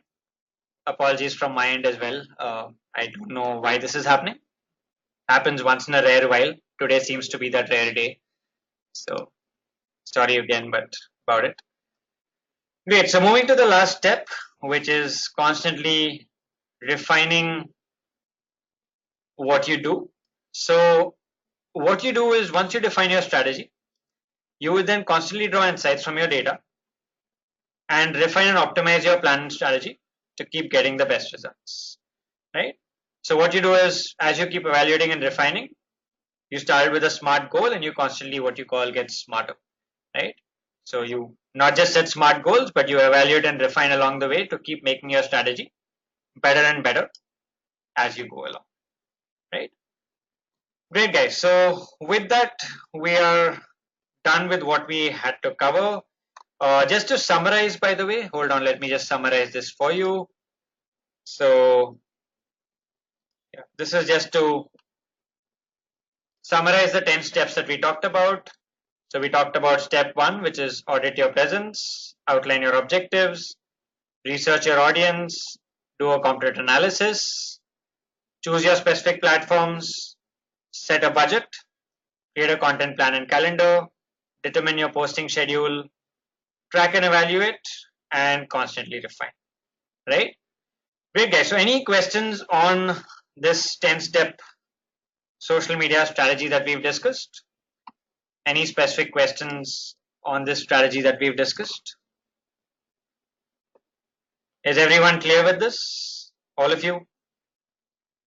Everyone's clear with the strategy? This is the most important part because this is going to help you put all that we've discussed and all that we've talked about over the last 5 weeks together, right? Great. So let me just take you through your task for today, apart from the task that I've already given you during the session. So I'm just going to take you through your task for the last session on social media marketing. So if you go to your LMS, log in there, go to week 5, which is Pinterest marketing and social media strategy. And here you have your task, which is basically using Hootsuite to schedule a post and listen to conversations, right? So I actually took you through all of this practically today. I took you through setting up a Hootsuite account, managing all your social channels, scheduling a post and listening, right? So all these steps are actually covered here. You can actually go through, if you missed anything, you can even watch the recording, or you can even go through each of these steps here because all these steps cover this. Hang on while I go back here. Right, so yeah, so you can actually go to each one of these steps, right from signing up for Hootsuite to scheduling a post to creating a tab to managing all the platforms, listening, and installing the browser extension. So all these steps are covered here in detail. You can actually go through all these steps step one by one and do exactly what I showed you in the session today. I took you through a whole demo of the tool. You can do exactly the same thing. Schedule a post, create tabs to manage all your social media from one dashboard, and then listen and monitor for specific terms. You can also install the browser extension to make your life much easier, make the tool more powerful, right? So since you've already seen all this in the live demo, this will be much easier for you to actually go and execute later as a task, right? Great, guys. So with that, we are done with the social media marketing module itself. Before we get to feedback in Q&A, a quick thing for you guys. So what we covered in the last 5 weeks is basically to help you build a very, very strong foundation in social media marketing across all platforms. I hope you guys have actually built that foundation for yourself.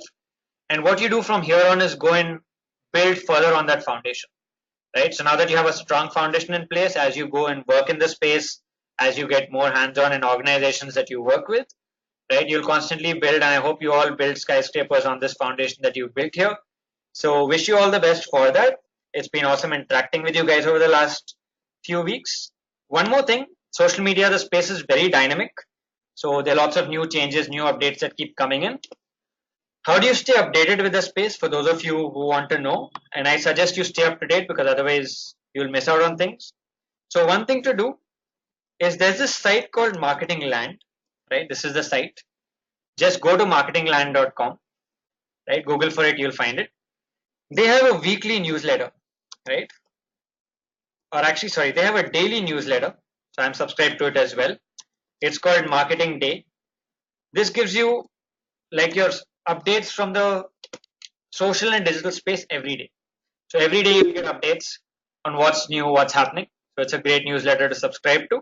Apart from that, if you want a lot of detailed insights, tactics on social media, you have the HubSpot blog. HubSpot blog has a lot of very interesting stuff. You also have the Buffer blog. Buffer has a great blog as well. Right? So these are blogs that you can read to build further and keep following as you go along your social media journey. And Marketing Land newsletter will help you stay up to date as well. Right? So that's something I wanted to leave you with. So before we move on to our Q&A for today, which will cover anything over the last 5 weeks, quick feedback link for you guys. If you guys could please spare a couple of minutes for the feedback. This is a slightly longer feedback today, which you have. This is for the entire module. So the entire social media marketing module. This is your feedback. So if you could please spare a couple of minutes, you'll have to log into your LMS to fill in this feedback. If you can do that, and let me know once you guys are done. After you guys are done, those of you who are in a hurry to leave, please feel free to carry on. Like I said, it's been awesome interacting with you guys over the last 5 weeks. Wish you guys all the best for your social media marketing efforts. Look forward to staying connected with you guys as well, right? And those of you who can stay back for the Q&A, please do. I always recommend staying back. You learn a lot from other people's questions. People ask a lot of interesting questions, which you learn from.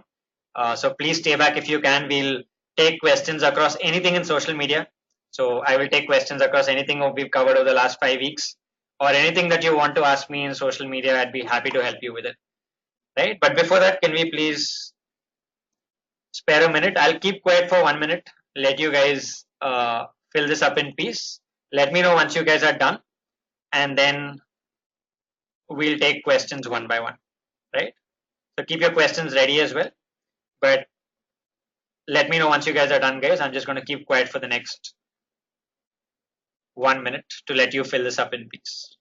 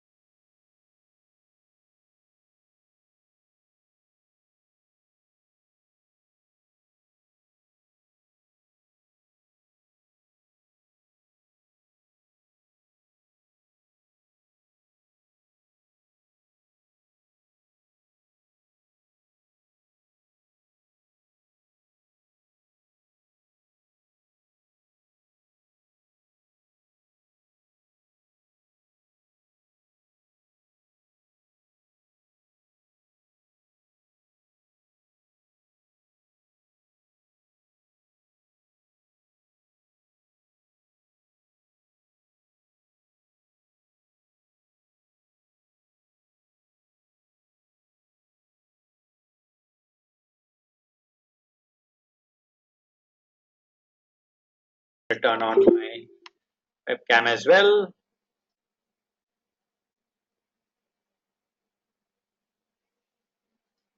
Great, guys. You can see me again. What about the rest of you guys? I see a couple of you say done. What about the rest of you? Before we move on to questions, can I see a quick, if everyone's done with the feedback, all of you? Everyone, can I say quick yes if everyone's done, please? All of you guys?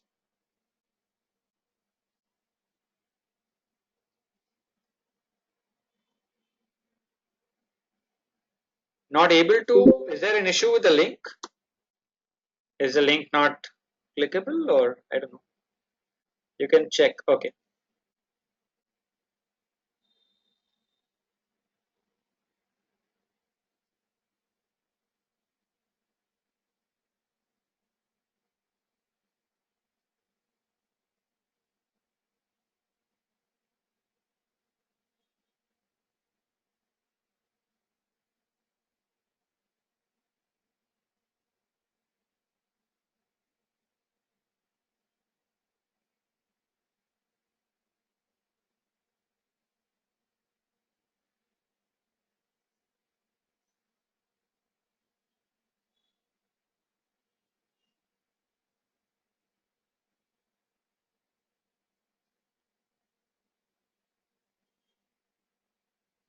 All right. If everyone's done, can we get to Q&A, please? All of you? Can I say quick? Those of you who have not confirmed yet, may I say a quick confirmation if you guys are done? Dalia, that's fine. That's okay. You can do it later once you reset your password. Everyone else is done? Yeah.